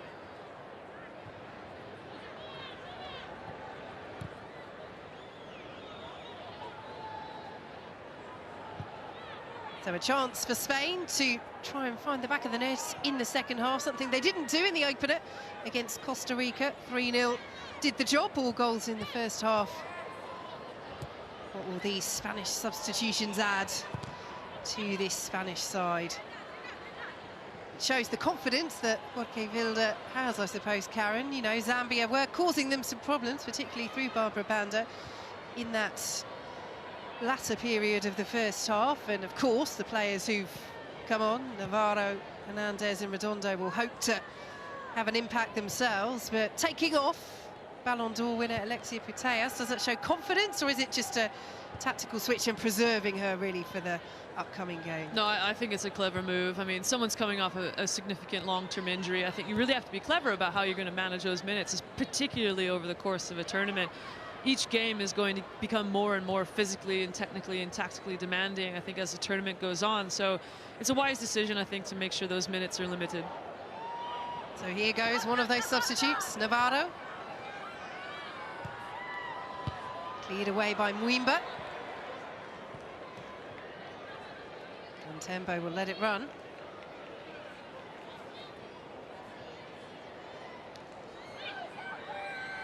Here is Oyan Hernandez. Closed down by Kundananji, but does manage to squeeze the ball to Bonmati. Cleared away by Tembo for Zambia.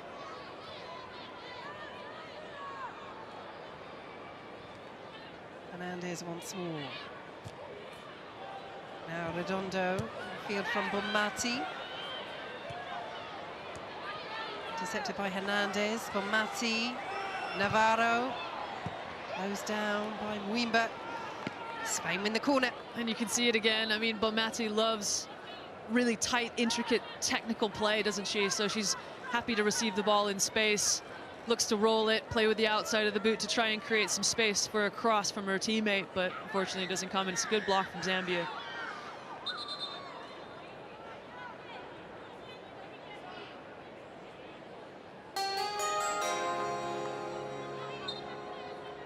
Well, she scored a stunning opener, 𝓣𝓱𝓪𝓷𝓲𝓷𝓰.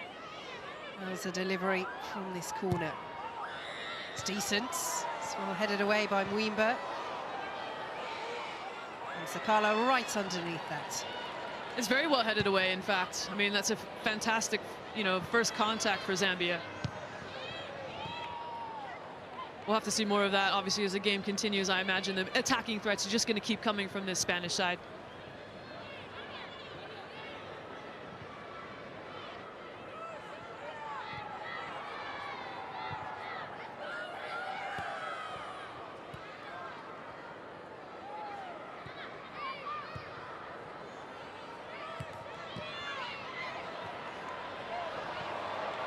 Here is Banda. Paredes with the boot in.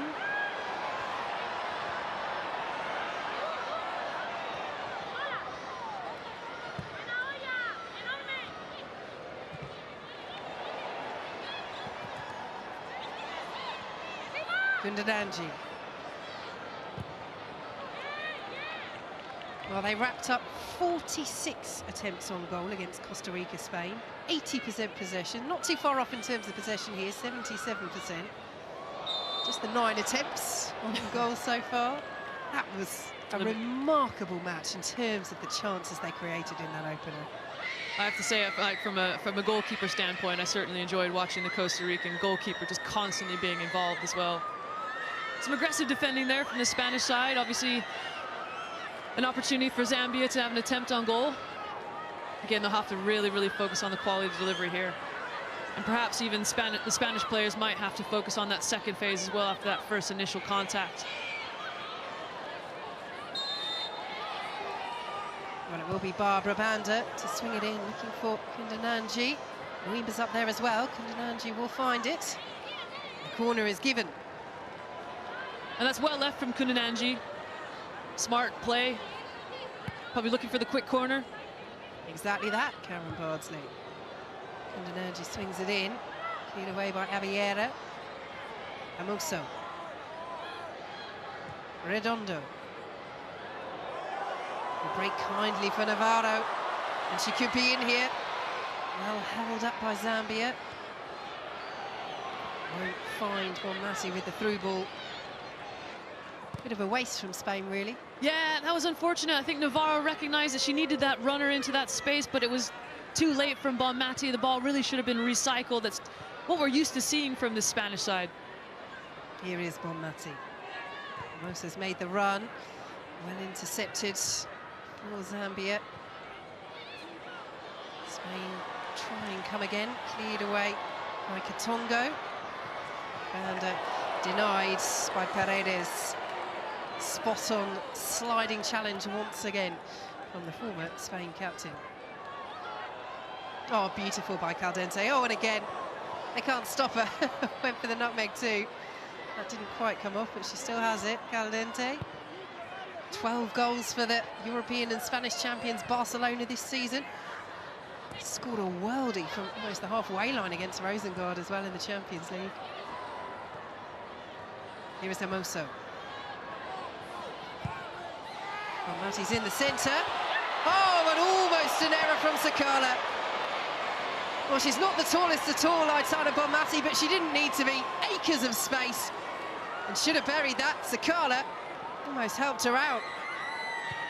Yeah, it was a good effort from Bonmatí. She rises and is there first. It's not exactly the best Zambian defending there in terms of putting off an opponent going for a header, but fortunately, the Zambian goalkeeper slows it down enough just to kind of get her hand on it and make sure it doesn't trickle in. A reminder, if you're just joining us, that 𝓳𝓸𝓲𝓷𝓲𝓷𝓰, just 21 years old. She is effectively Zambia's third-choice goalkeeper. They lost their regular number one, 𝓳𝓸𝓲𝓷𝓲𝓷𝓰, just before the World Cup. Catherine Masunda, who stepped into her gloves, as it were, was sent off late on in their opener against Japan, so they have turned to 𝓳𝓸𝓸𝓲𝓲𝓷𝓲𝓷. And it's really not easy, Vix, I have to say, you know, in terms of coming into a massive competition like this, particularly against the likes of Japan, the likes of Spain. It's very, very difficult to not be overawed by the sights and the sounds. Yeah, two hugely tough games for Zambia on their World Cup debut against his side, Spain and Japan as well. They are the lowest ranked side at this World Cup. They're heading out. If they lose, Barbara Banda trying to pull a goal back. Paredes is there again. Chatunda's effort blocked and cleared away by Ivana Andres. That's turning into a real battle between Irene Paredes and Barbara Banda. It really is. I mean, Barbara Banda is so quick and she's so happy to try and go 1v1 around the corner. Navarro's delivery. Caldente's missed opportunity. They're racking them up, Spain, but the goals aren't coming in this second half. They really are. It's exciting play, especially down this near side wing. Again, loads and loads of space for Navarro here to kind of take her time and pick out a really nice pass. But it's just unfortunate the ball just glimpses off Caldente's forehead and just she doesn't get enough on it to redirect it across goal.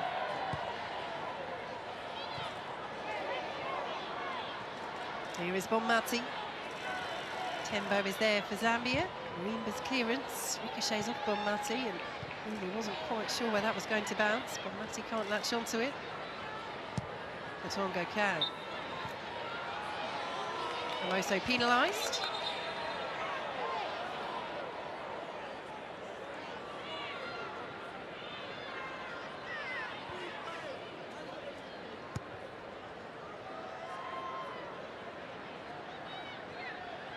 Oh, that's tight. Well, she's saying top of the shoulder.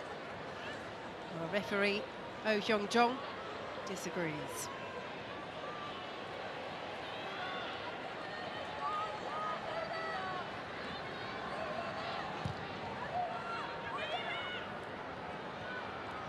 Picked on by Kundananji. And with a little shove on the back of Paredes. Well, we said they were going head to head. That was rather shoulder to back. Paredes being spoken to by the referee. Indeed. But the physicality here from Barbara Banda, she's an absolute unit. Really gets about the pitch, not afraid to put a body on. It's just a shame that she's not had more support in the Zambian attack. Not sure what Paredes can do about that in terms of the referee. I'm not sure why she was getting a telling off. Tembo with the throw. Kundananji.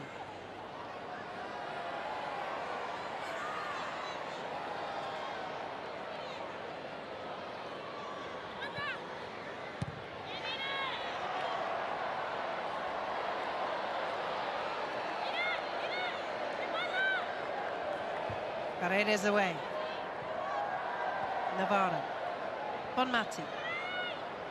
Caballera.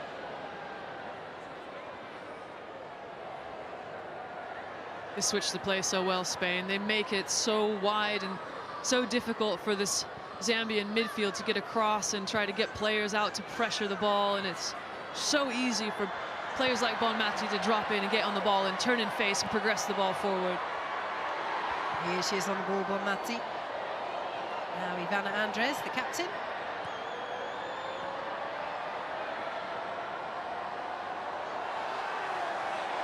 Well, they are one of the favourites, as we say, for this World Cup. They've been dominant at Youth World Cups in recent years. They won both the under-17 and under-20 edition Spain, adding to their success at youth level in recent years. Future is bright, certainly on the pitch. I wonder how that continued fallout between Jorge Vilda and the players that aren't here will develop, but the Federation made it clear they're standing by their man. It must be so difficult, Vicky, in terms of coming into a camp like that with those sorts of tensions around a squad, you know, in terms of it's things that they can't necessarily control. But knowing how talented this team is, obviously they're going to want to put a performance together. So I certainly hope they do, because this team is so deep. It's absolutely stacked full of fantastic talent. Here they come once more with Carmona. Abiera. Bonmati. Space for Hernandez. Really stretching Zambia, but 𝓳𝓸𝓷𝓷𝓷𝓰's won it back. Looking to release Banda. And Paredes wanted 𝓳𝓸𝓲𝓷𝓲𝓷𝓰 to come there. She hasn't done so. What can Barbara Banda do? She can pick out a teammate. Good challenge by Abiera. 𝓳𝓸𝓷𝓷𝓷𝓰. Zambia keeping it alive.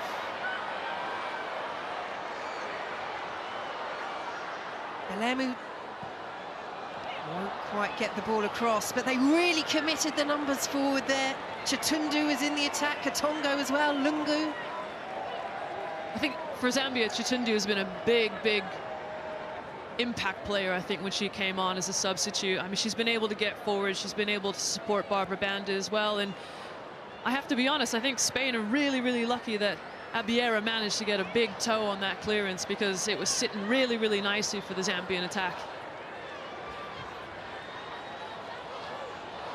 Caldente will just keep it in. Amoso intercepted by Katongo. Spain corner.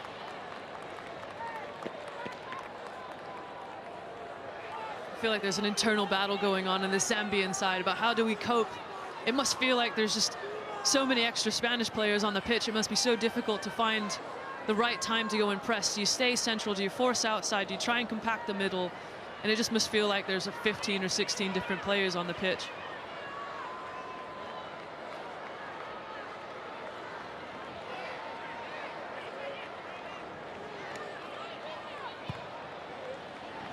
Plenty of height in there for Spain. Hermoso won't reach it. Oh, she's appealing for the handball. Paredes, half-heartedly. It will be another Spain corner. They are just asking the question of referee Oh Hyun-jong. Everyone loves a trier, Vic, don't they? Well, we do have VAR. And Eva Navarro is getting on with it.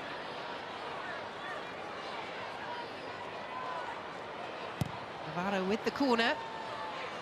Sakala left it. Tembo's header falls kindly.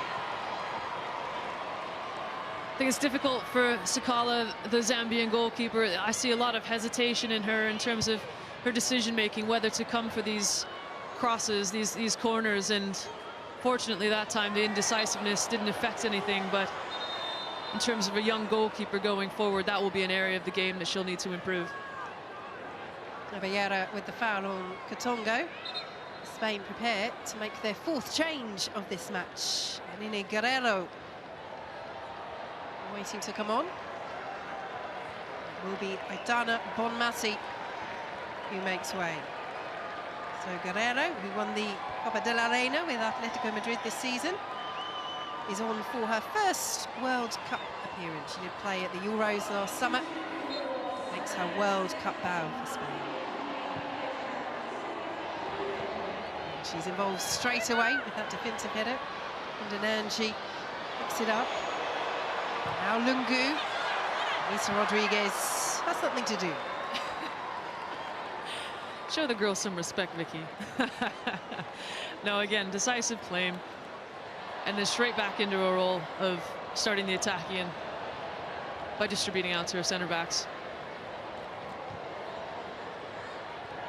With Bonmati coming off, is that one eye on Japan from Joaquim Wilde? I imagine so. I think it's also important to get, you know, you got to get minutes and legs. You know, you're trying to. It takes an entire squad to win a tournament. You know, and keeping people on the same level, making sure that everyone feels valued. It's an important part of squad management. You know, so will Bonmati be happy with, you know, the time that she's spent on the pitch? I think she was certainly involved in a lot of the attacks and link-up play through the midfield.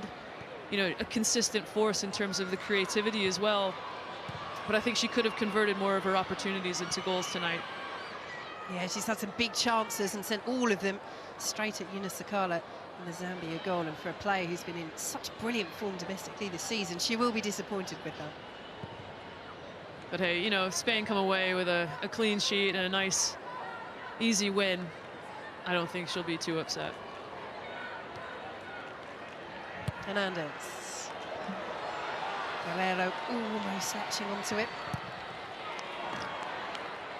Well, they are heading for 13 victories in their last 15 games since England knocked them out of the Euros last summer in the quarterfinals. That's some response from Spain.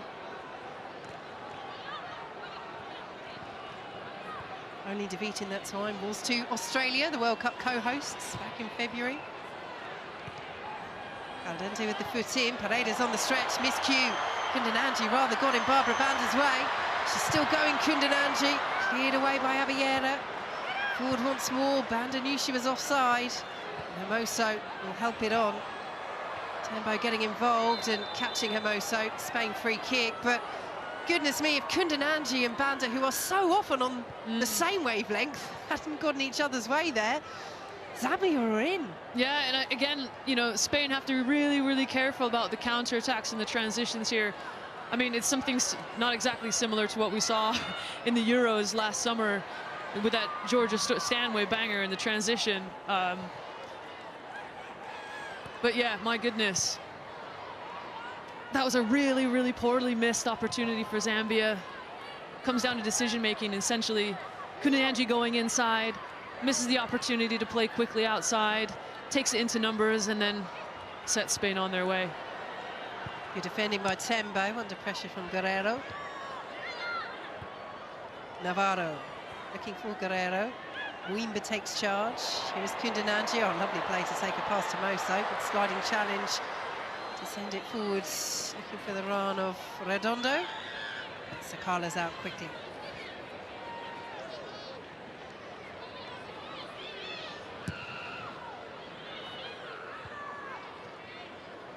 Hermoso. Guerrero. Now Navarro taking on Tembo. Hermoso just going for that 50th goal, and Sakala had to stretch.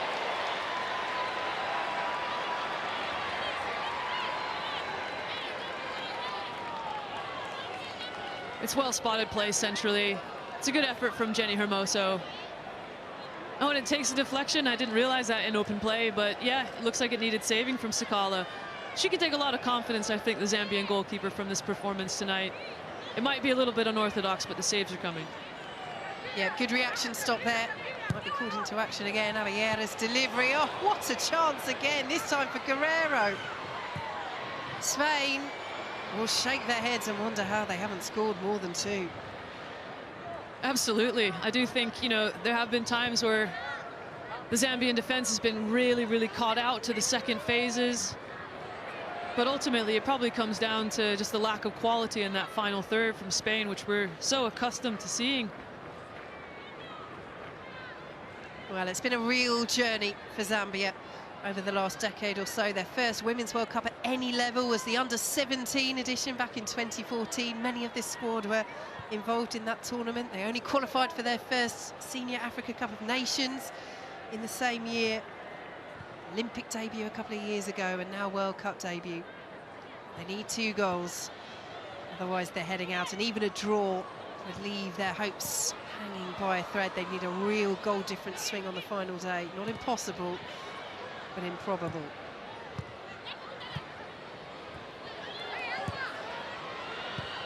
Wimber away. Abiyera. You could feel a bit of disjointedness, I think, creeping into this Spanish side as these substitutions have been made. There's a slight drop in, I would say, the fluidity and the timing of, the runs, but then also the delivery from the Spanish side. Wimber's delivery, looking for Kundananji. Caldente tussling with Belemu. Kundananji will bring it away for Zambia. Just got down. Look at our play on. Redondo up against Musesa. Well read by Lungu. Spain come again with Guerrero. Hernandez.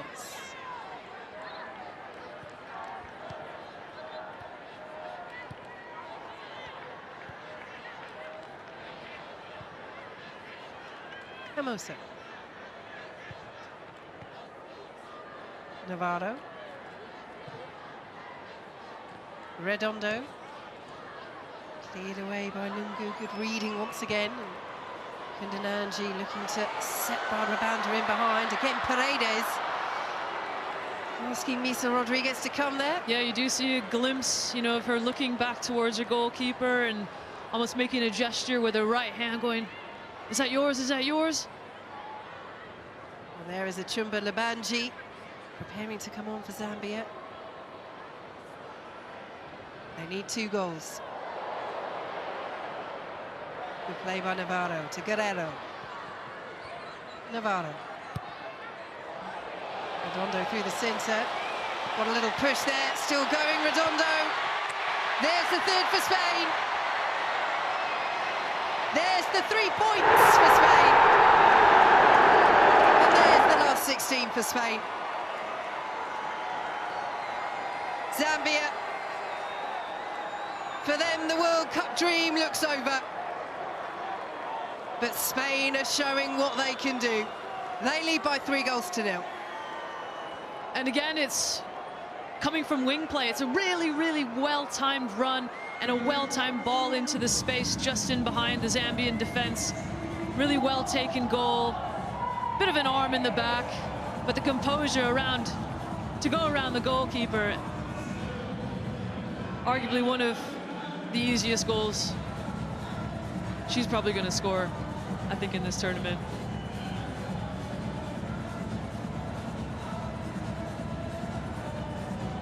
Well, she was the Golden Boot winner in the Spanish top flight this season with Levante. And she showed her clinicalness there. She felt the push in the back, but she knew she could go all the way herself. And Alba Redondo makes the victory safe for Spain. And for all that Zambia have clung on in this match after falling 2 goals behind in the opening 13 minutes, Spain are getting the job done in style. Off the post, almost an own goal. Hermoso does have her 50th goal on a century of appearances. Oh no, she doesn't. Unless she's reprieved by VAR. The flag once again denying Jenny Hermoso. Let's wait and see. Celebrations cut short for now. Stays 3-0 for now. Ooh, and it's tight. It's very tight.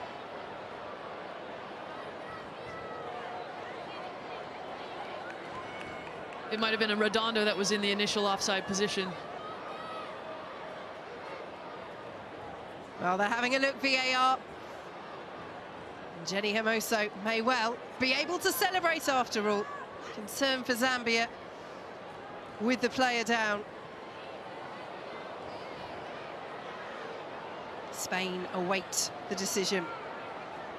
I think interestingly in the build-up to the goal, you could almost see it coming. You could see that Spain were trying to narrow up the back the back line of Zambia and really make sure that they were overcommitting centrally, so Spain could attack those wide channel areas and continue their main goal-scoring threat. You know, delivering in crosses, driving into the area, delivering cutbacks.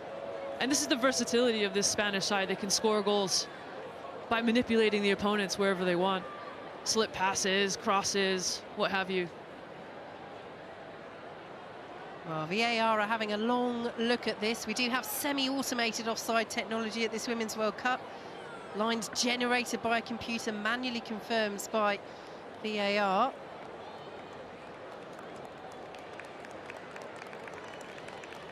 As Muimba is back up to her feet, gingerly.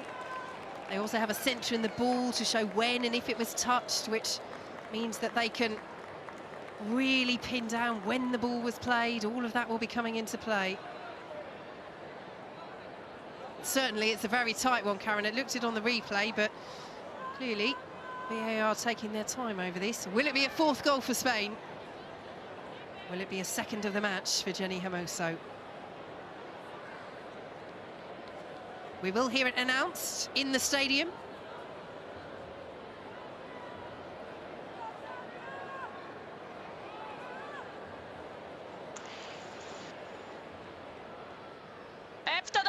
After the review, no goal, no offside. No offside. Final decision is goal. Well, we got there in the end. The goal is given. Well, Jenny Hermoso, I don't think knows. It's not clear in the stadium. Unfortunately, I think the referee has had a bit of confusion with that announcement, but now she knows the goal is given, and now they know in the stadium as well. No offside, so the goal is given. And Jenny Hermoso does have her 50th goal for Spain on her 100th appearance. Half a century of goals, a century of caps. We got there in the end, Karen. We did. You can see here Caldente plays the ball in behind, and it was Redondo that was in the offside position. But again, everything is completely onside here, and it's, you know, it falls perfectly for Hermoso to convert that into her 50th goal on her 100th cap. What a night for her. What a night for Spain. In the end, despite Zambian resistance, they are coasting through to the last 16. Zambia's World Cup will be finished with a game still to play. It'll be a dead rubber between themselves and Costa Rica, and it will be a match-up between Spain and Japan to see who will win Group C. I mean, there's still got to be pride on the line, I think, in a game like that. You're still going to want to finish not bottom of the group, if you know what I mean.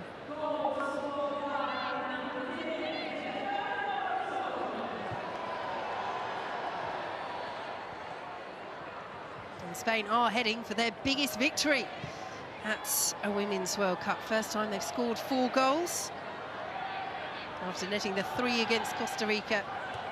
And Mwimba still off the pitch at the moment for Zambia, receiving treatment. Again, here you can see narrowing up the back four. And Zambia really stretched here. The ricochet is kind to 𝓳𝓸𝓷𝓲𝓷𝓰.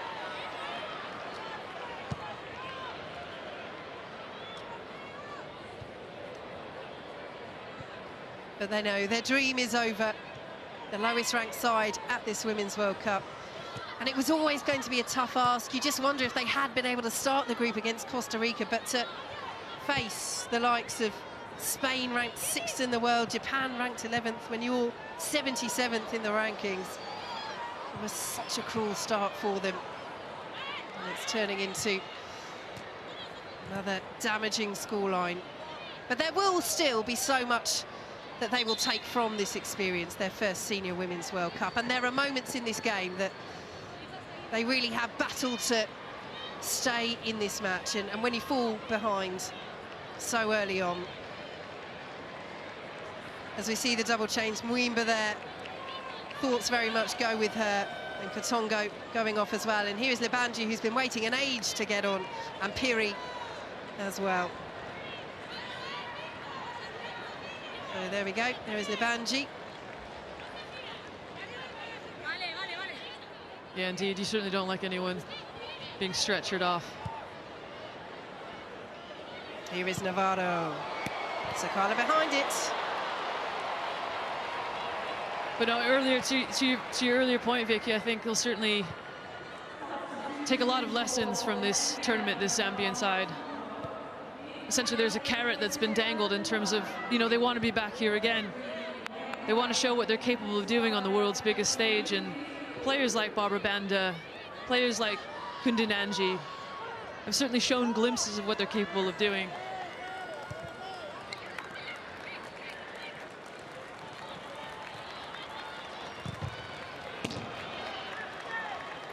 Well, applause around Eden Parker's Lushomo Mwimba is stretchered off. And as we say, our thoughts and best wishes go with the Zambia defender.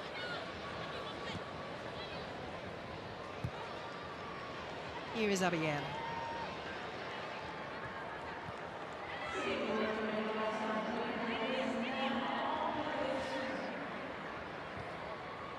Al dente's through ball's a good one. Carmona looking for Redondo. Hierro can't latch onto it. These are just fantastic runs, these blindside runs down the flanks. And again, the vision to be able to see that through ball, to have the patience. And Redondo controlled, just let her down, but the pass was on it. It's beautiful. It's coming in, you know, from deep areas, from central areas, from wide areas. No, it's the versatility of this Spanish squad is frightening, frankly. There's chance for 𝓳𝓸𝓷𝓷𝓷𝓰 to get forward for Zambia. All the way through with Misa Rodriguez.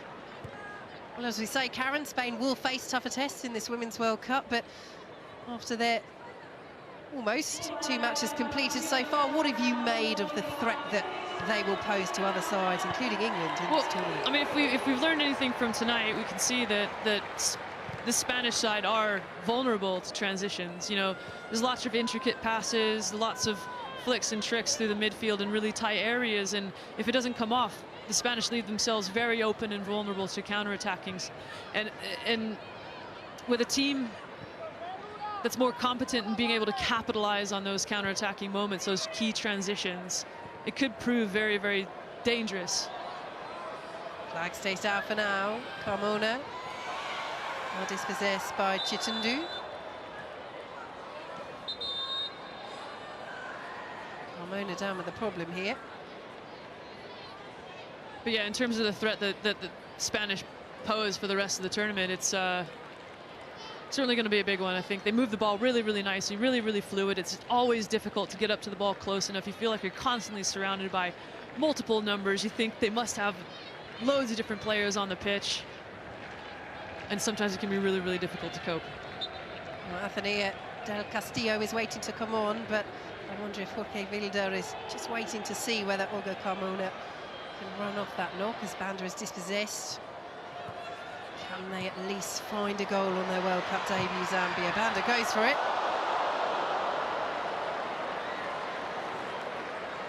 I'll tell you what, though, Barbara Banda has an engine. She's a powerful runner, gets about. As you see the opportunity, she makes great contact here. It's just unfortunate that's not quite on target, or at least it is on target, but obviously on the outside of the goal.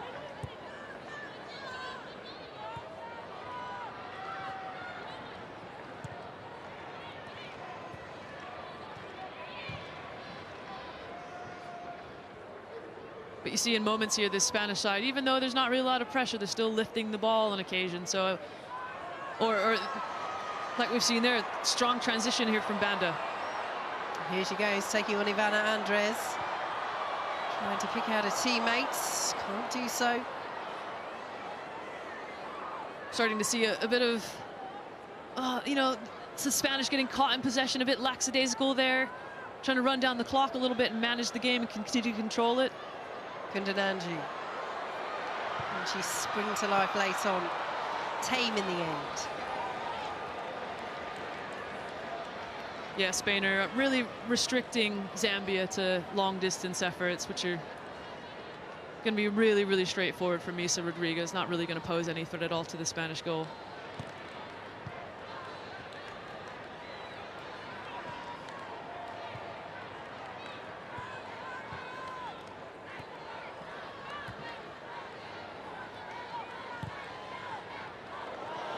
Redondo could be in behind again. Good goalkeeping by 𝓳𝓸𝓷𝓲𝓷𝓰. Can Redondo find the finish? The angle was narrowing. And 𝓳𝓸𝓷𝓲 does well there. She's grown in confidence in this game. She has, absolutely. You're right, Vicky. Some shaky moments early on, but you know, she makes a decision. She recognizes that Redondo takes a slightly larger touch and then sees her moment to go and make a tackle. Again, a bit unorthodox, but it works in the end for the Zambian goalkeeper.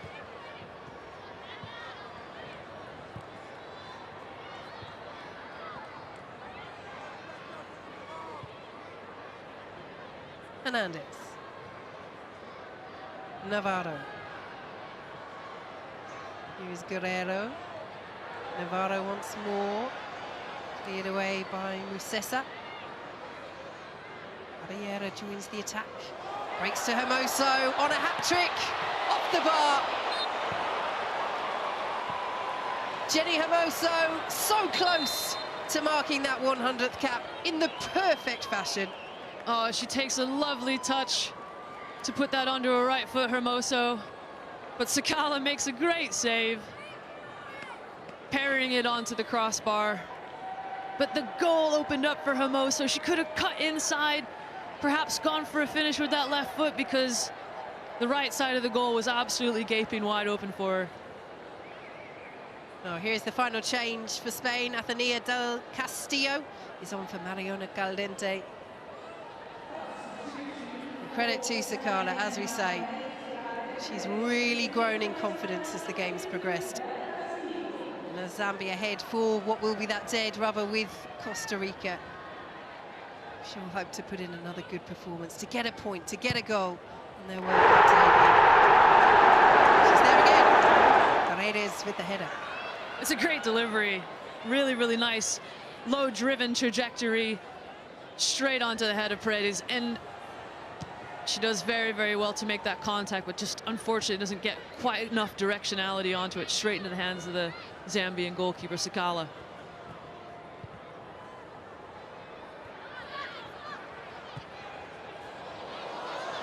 Here comes Spain once again. Del Castillo, the substitute, involved immediately. Alemu should clear away for Zambia. Ms. Chitundu to Ilombe.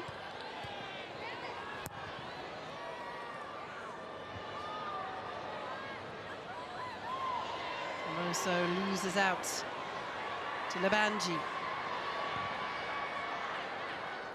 Knocked away by Hermoso. 𝓣𝓱𝓪𝓷𝓲𝓷𝓰.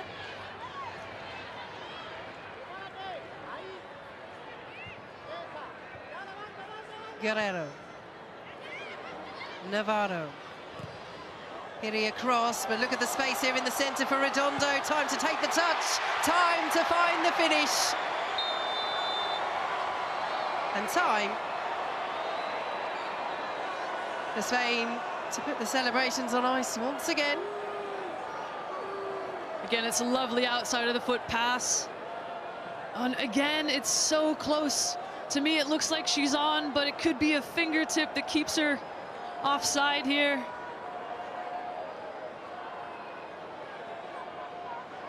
Well, we will have another VAR check. Very, very tight one, as you say again, Karen, but I think you could be right. I think this could be on. We've seen some funny VAR checks, haven't we? It's like the back of someone's heel has kept them offside, or onside even. But again, the chances are coming. The creation is consistent from Spain.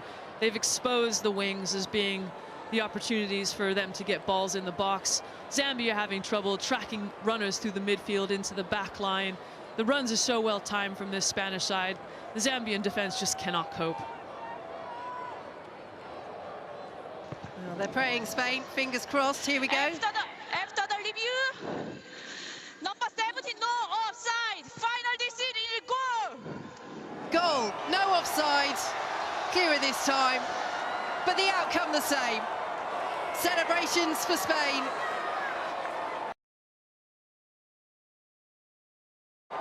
And they're heading for the knockout stages. Zambia heading for back-to-back 5-0 defeats at this Women's World Cup. Again here, a great ball in from the outside from the midfield. And yes, she's just onside. Look at that. So very tight. And good control. And when she finally does get the ball down, good patience to recognize, go around the defender. Use the defender to kind of block off the goalkeeper's vision and go to the opposite side. So good recognition and detail when she finally did get the ball under control. But hey, you're going to be happy of being on the score sheet in a World Cup, right?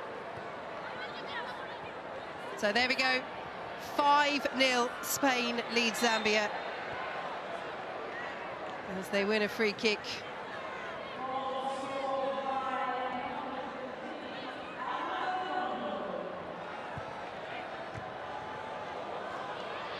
Navarro in acres of space.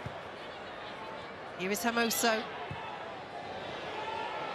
Queuing up in the centre again. Piri just about away.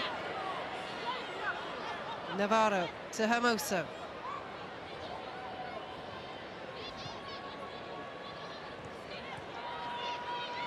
Kundinanji back there defending.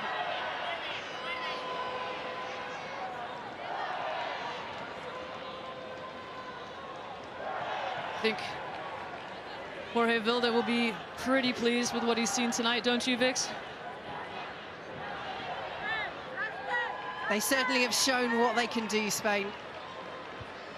The question is, can they do it against the likes of the USA, against the likes of England? Germany, throw them into the mix as well in terms of most favourites coming into this tournament. But they showed at the Euros, didn't they? And that was without Alexia Putellas, without Jenny Hermoso, without the talented youngster Salma Parayuelo as well. Took England to extra time in the quarterfinals. Navarro defended just about well enough in the end by Agnes Musesa.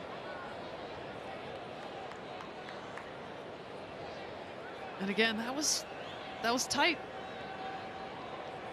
But Navarro was onside. And again, you can see the Zambians just overrun through the middle, but that lack of execution just let the Spanish attack down.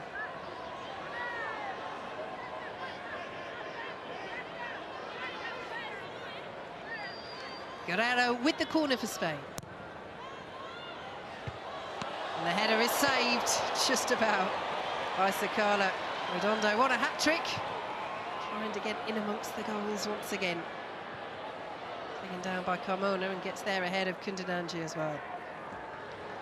Again, 𝓳𝓸𝓷𝓲𝓷𝓰 is going to have a lot of confidence to take from tonight. The scoreline might not show it, but the way that she's been thrust into this position and the way that she's been able to limit the damage to the way that she has, she should be very proud. So should this woman, Jenny Hermoso.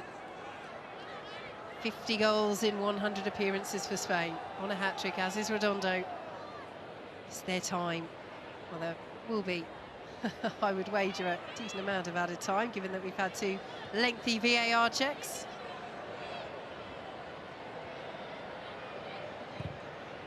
Andres. Look at the red shirt swarming forward once more. Hernandez will get there. 𝓳𝓸𝓷𝓲𝓷𝓰 has to watch it. Nia del Castillo collects for Spain. Caballero got things underway so spectacularly as we enter 8 minutes of added time. Told you there'd be a bit. Lovely play by del Castillo. Still very much in the mood, Spain. The substitutes looking to impress. Well played again by Belemu. Laid off by Levanji. Here goes Kundinanji, little push on Carmona. Comes back to Levanji. Put in by Paredes. And clipped by Levanji. It's interesting from Spain. I think you can see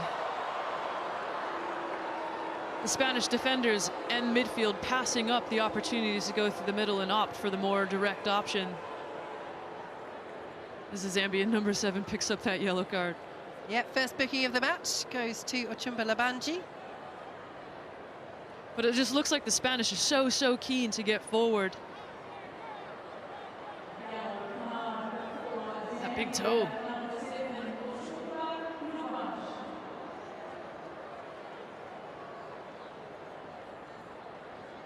You know what, to be fair, so far every time VAR has been involved, the decisions have turned out to be the right decision, so it seems like we're heading in the right direction. As much as that pains me to say it, Vicky. Well, some concern here for Spain. Teresa Abellera is down.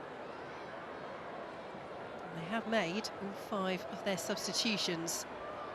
But with the game won, and 6 minutes of added time to play,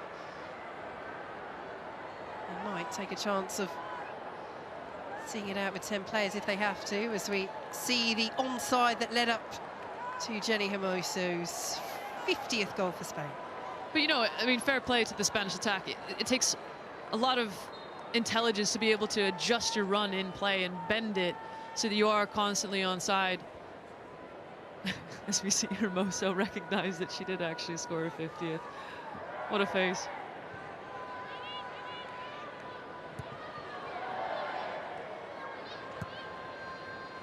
Here she is, Jenny Hermoso.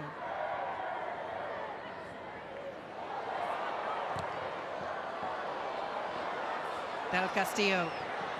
Guerrero's pointing to where she wants it. Cesar with the interception, forward by Belombe. And coming back from an offside position, was she? Spain thought so. Flag stays down for now. Spain will come away with the ball, but decision's gone the way of Zambia.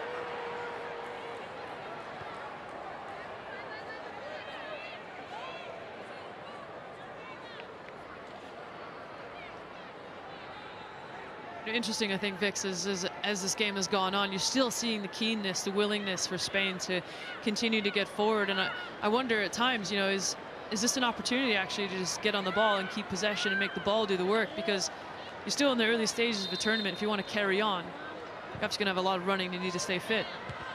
Paredes heading away. Lungu's free kick. Back in by Belemu. Issa Rodriguez is there. So you're going to want to limit the minutes in the legs in terms of the distance. You know, you're going to want to make it as easy as possible to make sure that you're fresh for the next match. We've seen a lot of running, a lot of high tempo runs in behind.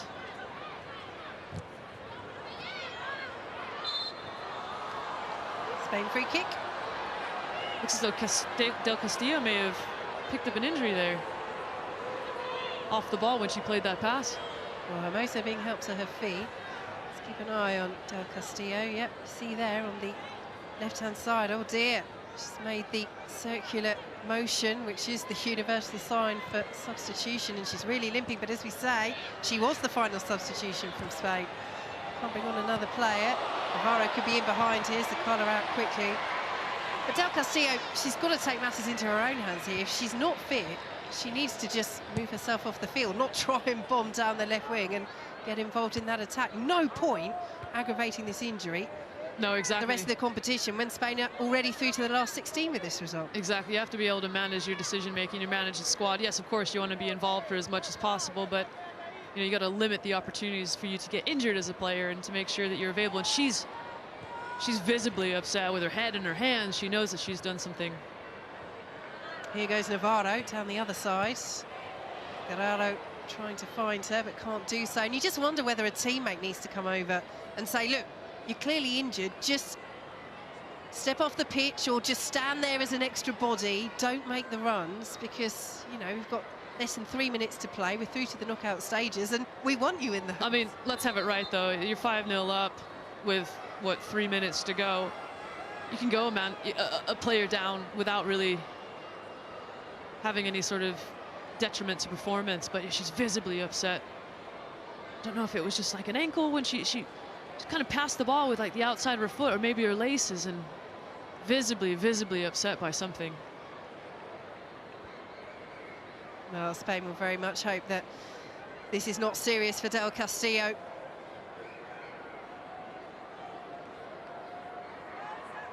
For Zambia, this World Cup journey in a competitive sense is at an end. They will have that final match to play against Costa Rica, a chance to try and get their first points of a World Cup, score their first goal.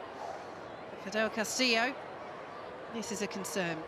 Yeah, it looks like it was already strapped up to begin with, and could, you know, whether it's a high ankle sprain, I'd certainly not a physio or a medical professional, but she looked in visible discomfort there, didn't she, Vicky? Well, she was one of the 2 changes that Spain made to their starting lineup for this match. And it looks as though she will play no further part in the final couple of minutes. So Spain will see out this victory with 10 players. Keep their fingers crossed. Anthony Del Castillo.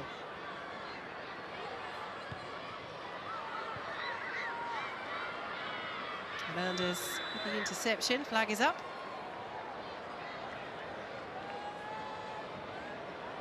You could just see the difference in the physicality and the fitness of these two sides as well. Like the ability to maintain the tempo and the intensity that Spain have, and it always felt like it was going to be slightly untenable for the Zambians to match that. Cleared away by Tembo. 𝓳𝓸𝓲𝓷𝓲𝓷𝓰. Intercepted by Guerrero.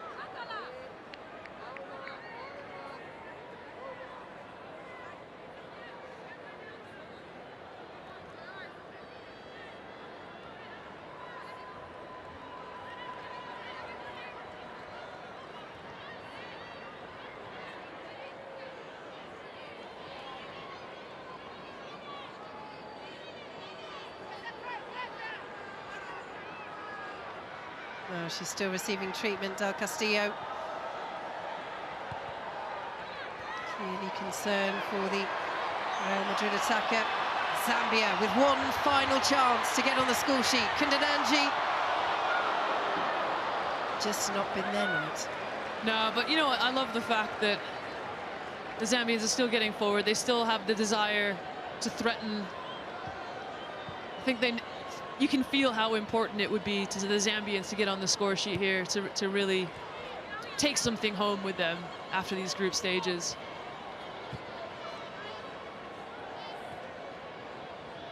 But again, that just shows that the Spanish are still very vulnerable in that counterattack, which we alluded to earlier.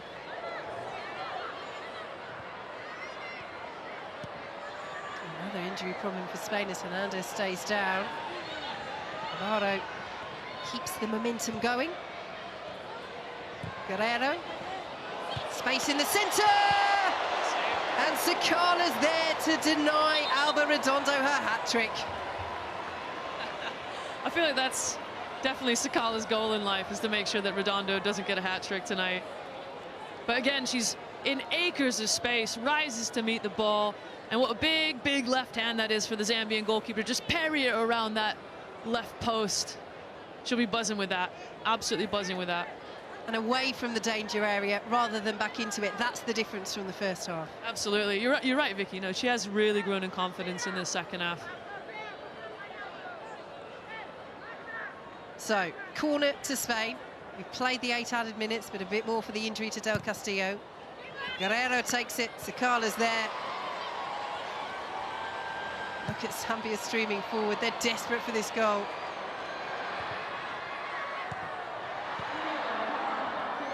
Hernandez back up to her feet and back defending against Barbara Banda, who gets past her. Here she goes, Banda. Is this her moment? Is this Zambia's first goal at a Women's World Cup? Spain hold them up. And cleared away from 𝓳𝓸𝓲𝓷𝓲𝓷𝓲𝓷. And that will be that. Spain through to the last 16 with a game to spare. For the debutant Zambia, their World Cup dream comes to an end a match early. On the wrong end, once again, of another 5-star performance. First from Japan, and now from one of the favourites for this competition, Spain. The pain is real for Zambia.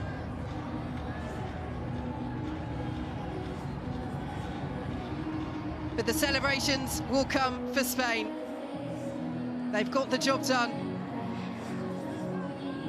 They win by 5-0. A fairly comprehensive Spanish performance indeed.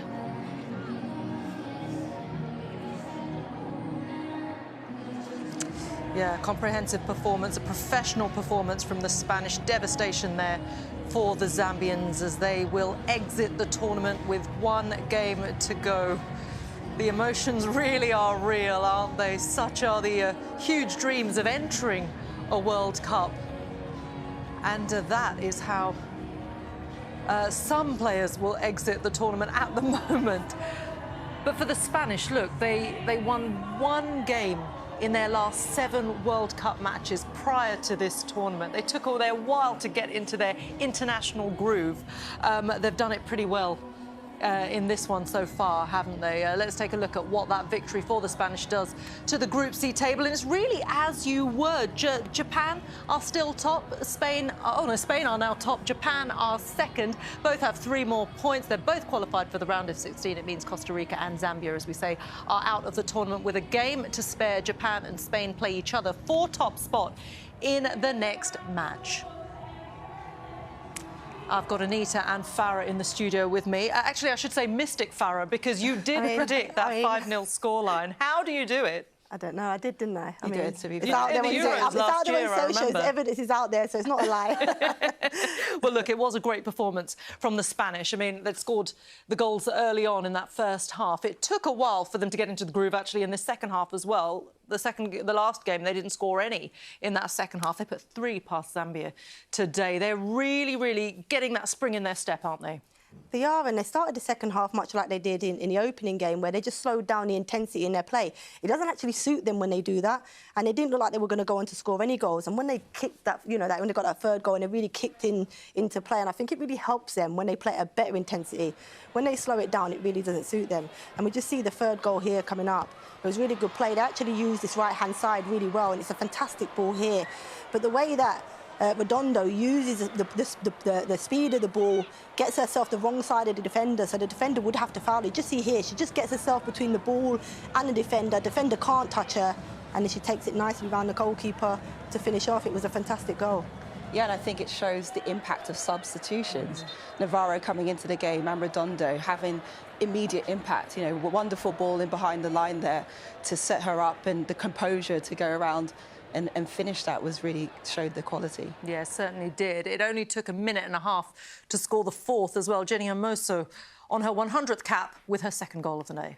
She did, and it's really good play down the left-hand side. And we did say that Spain, if they are to score goals, it would come in those wide areas, and the cross come in. You can see it just ricochets back off the post and straight into, the path of Hermoso to put it away. And there was a questionable offside here, but I think the timing of their runs in those wide areas, were really good throughout the game. Yeah, and it's the willingness of those runners into the box. They commit with numbers. They get 3-4 players, and therefore, when the ricochet happens, they're in the right position to then take the chance on. Yeah, another concern about offside for the 5th goal as well. It was given as a goal in the end. What did you make of the decision? Because she looked onside, didn't she? It would have been by a whisker, wouldn't it, Alba Redondo here? Yeah, absolutely. I mean, Farah called it straight away. Yeah. She saw this. Mystic Farah called it. Mystic Farah. But, yeah, it was clearly onside. I mean, it looked that Mweeba's left boot actually kept Redondo onside, and in the end, it's a delightful ball again from Navarro, getting a 2nd assist, and Redondo to have the composure just to settle the ball, take it under control, and put that quality finish into the net. I think the fact that Navarro delivers the ball so early allows for Redondo's run to keep her one side. And as we mentioned there, I think the first touch to just settle it off the second and then pass it into the back of net just shows the quality and composure that they missed at times throughout the game. Spain. Yeah. Spain are 6th in the FIFA rankings. They are one of the favourites. It's only their 3rd World Cup finals. How good are they looking at the moment, do you think, in terms of that favourites tag? Well, I think they definitely have another level in them. I think the Japan game coming up will be an exciting test again. But we have to remember that, Hermoso wasn't involved in the Euros. There was key players that were missing, and now they have them back in a major tournament, and hopefully they can win their first, kind of go on to win a knockout game. Yeah.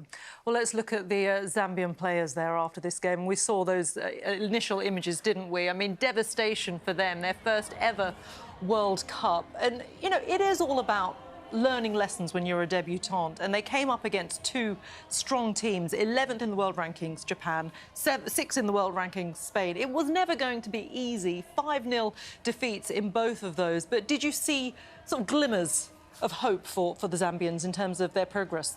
Yeah, I think their opening game against Japan was really difficult for them. I think, they tried to sit in and play a different way, to what they're actually suited to. I think in this game, we actually saw what Zambia are about, and they used Banda up front really, really well in this game. I thought they created a lot more chances. We said in that opening game, she had 3 touches inside the Japan box. Today, she had plenty more attempts at goal, and I thought they was an improved side from the opening game, which is impressive in such a short space of time. Yeah, absolutely. I think they took lessons from the last game and they tried to improve on that. And for them, that is a small win. That's a success at their first tournament. Yeah, OK. Good luck to the Zambians, of course, in their next game. Our next live game, though, on the BBC is USA taking on the Netherlands tomorrow morning. And one person will definitely be cheering on the Americans is our fan reporter, Ashley. She's with her family. So let's check in with the Mahoneys and see how they're feeling ahead of kickoff. Hi there. Coming at you from Wellington. We are here. Go USA! We're here in a cable car and we're going down to the city of Wellington. I'm really excited for tomorrow because the USA played the Netherlands and the Netherlands were in the final with us in 2019 and beat them, so they will be ready to have their revenge. So I hope we play good. Yeah. And I'm excited to cheer them on. Go USA. Go USA. Bye. It's nice to see the Mahoneys out there in the World Cup hemisphere. What do you make of the USA? I mean, Anita, we watched that game together, didn't we? And it was a comprehensive performance on paper, certainly, against Vietnam. But again, you talk about Spain having more gears in them. The USA certainly have a lot more to come, don't they? Yeah, absolutely. The USA were disappointed with their opening performance. They know they got a result from that game, but they weren't really at their best. They weren't fluid enough. They weren't really ruthless enough. They created a lot of chances and they'll want to improve on that performance. Well, the Netherlands would have pounced on that, but they're missing Vivianne Miedema, and any team with a Vivianne Miedema-shaped hole will be less than what it could be. Yeah, definitely. Vivianne Miedema is a massive part of this Netherlands team, but actually their opening game, they was really impressive for me. Watching them, I think they were much more aggressive in their press. They're more a collective unit now without her in the team. And this is a game that I'm really looking forward to. I think it's, you know, a repeat of the 2019 World Cup final. So one I'm excited about. And 2 a.m. I'm not sure about the timing, but the game for sure. You'll get that flat white in for that one, won't you? Farah and Anita, Mystic Farah and Anita 𝓳𝓸𝓷𝓲𝓷𝓰. It's been great to have your company today. It's been great to have your company at home as well. It is pretty much job done, isn't it? In Group C, Japan booked their place earlier. Spain will join them as well in the round of 16. Our next live game, of course, is that repeat of the 2019 final, USA against the Netherlands. We will see you again at 1:45 tomorrow morning, bright and early.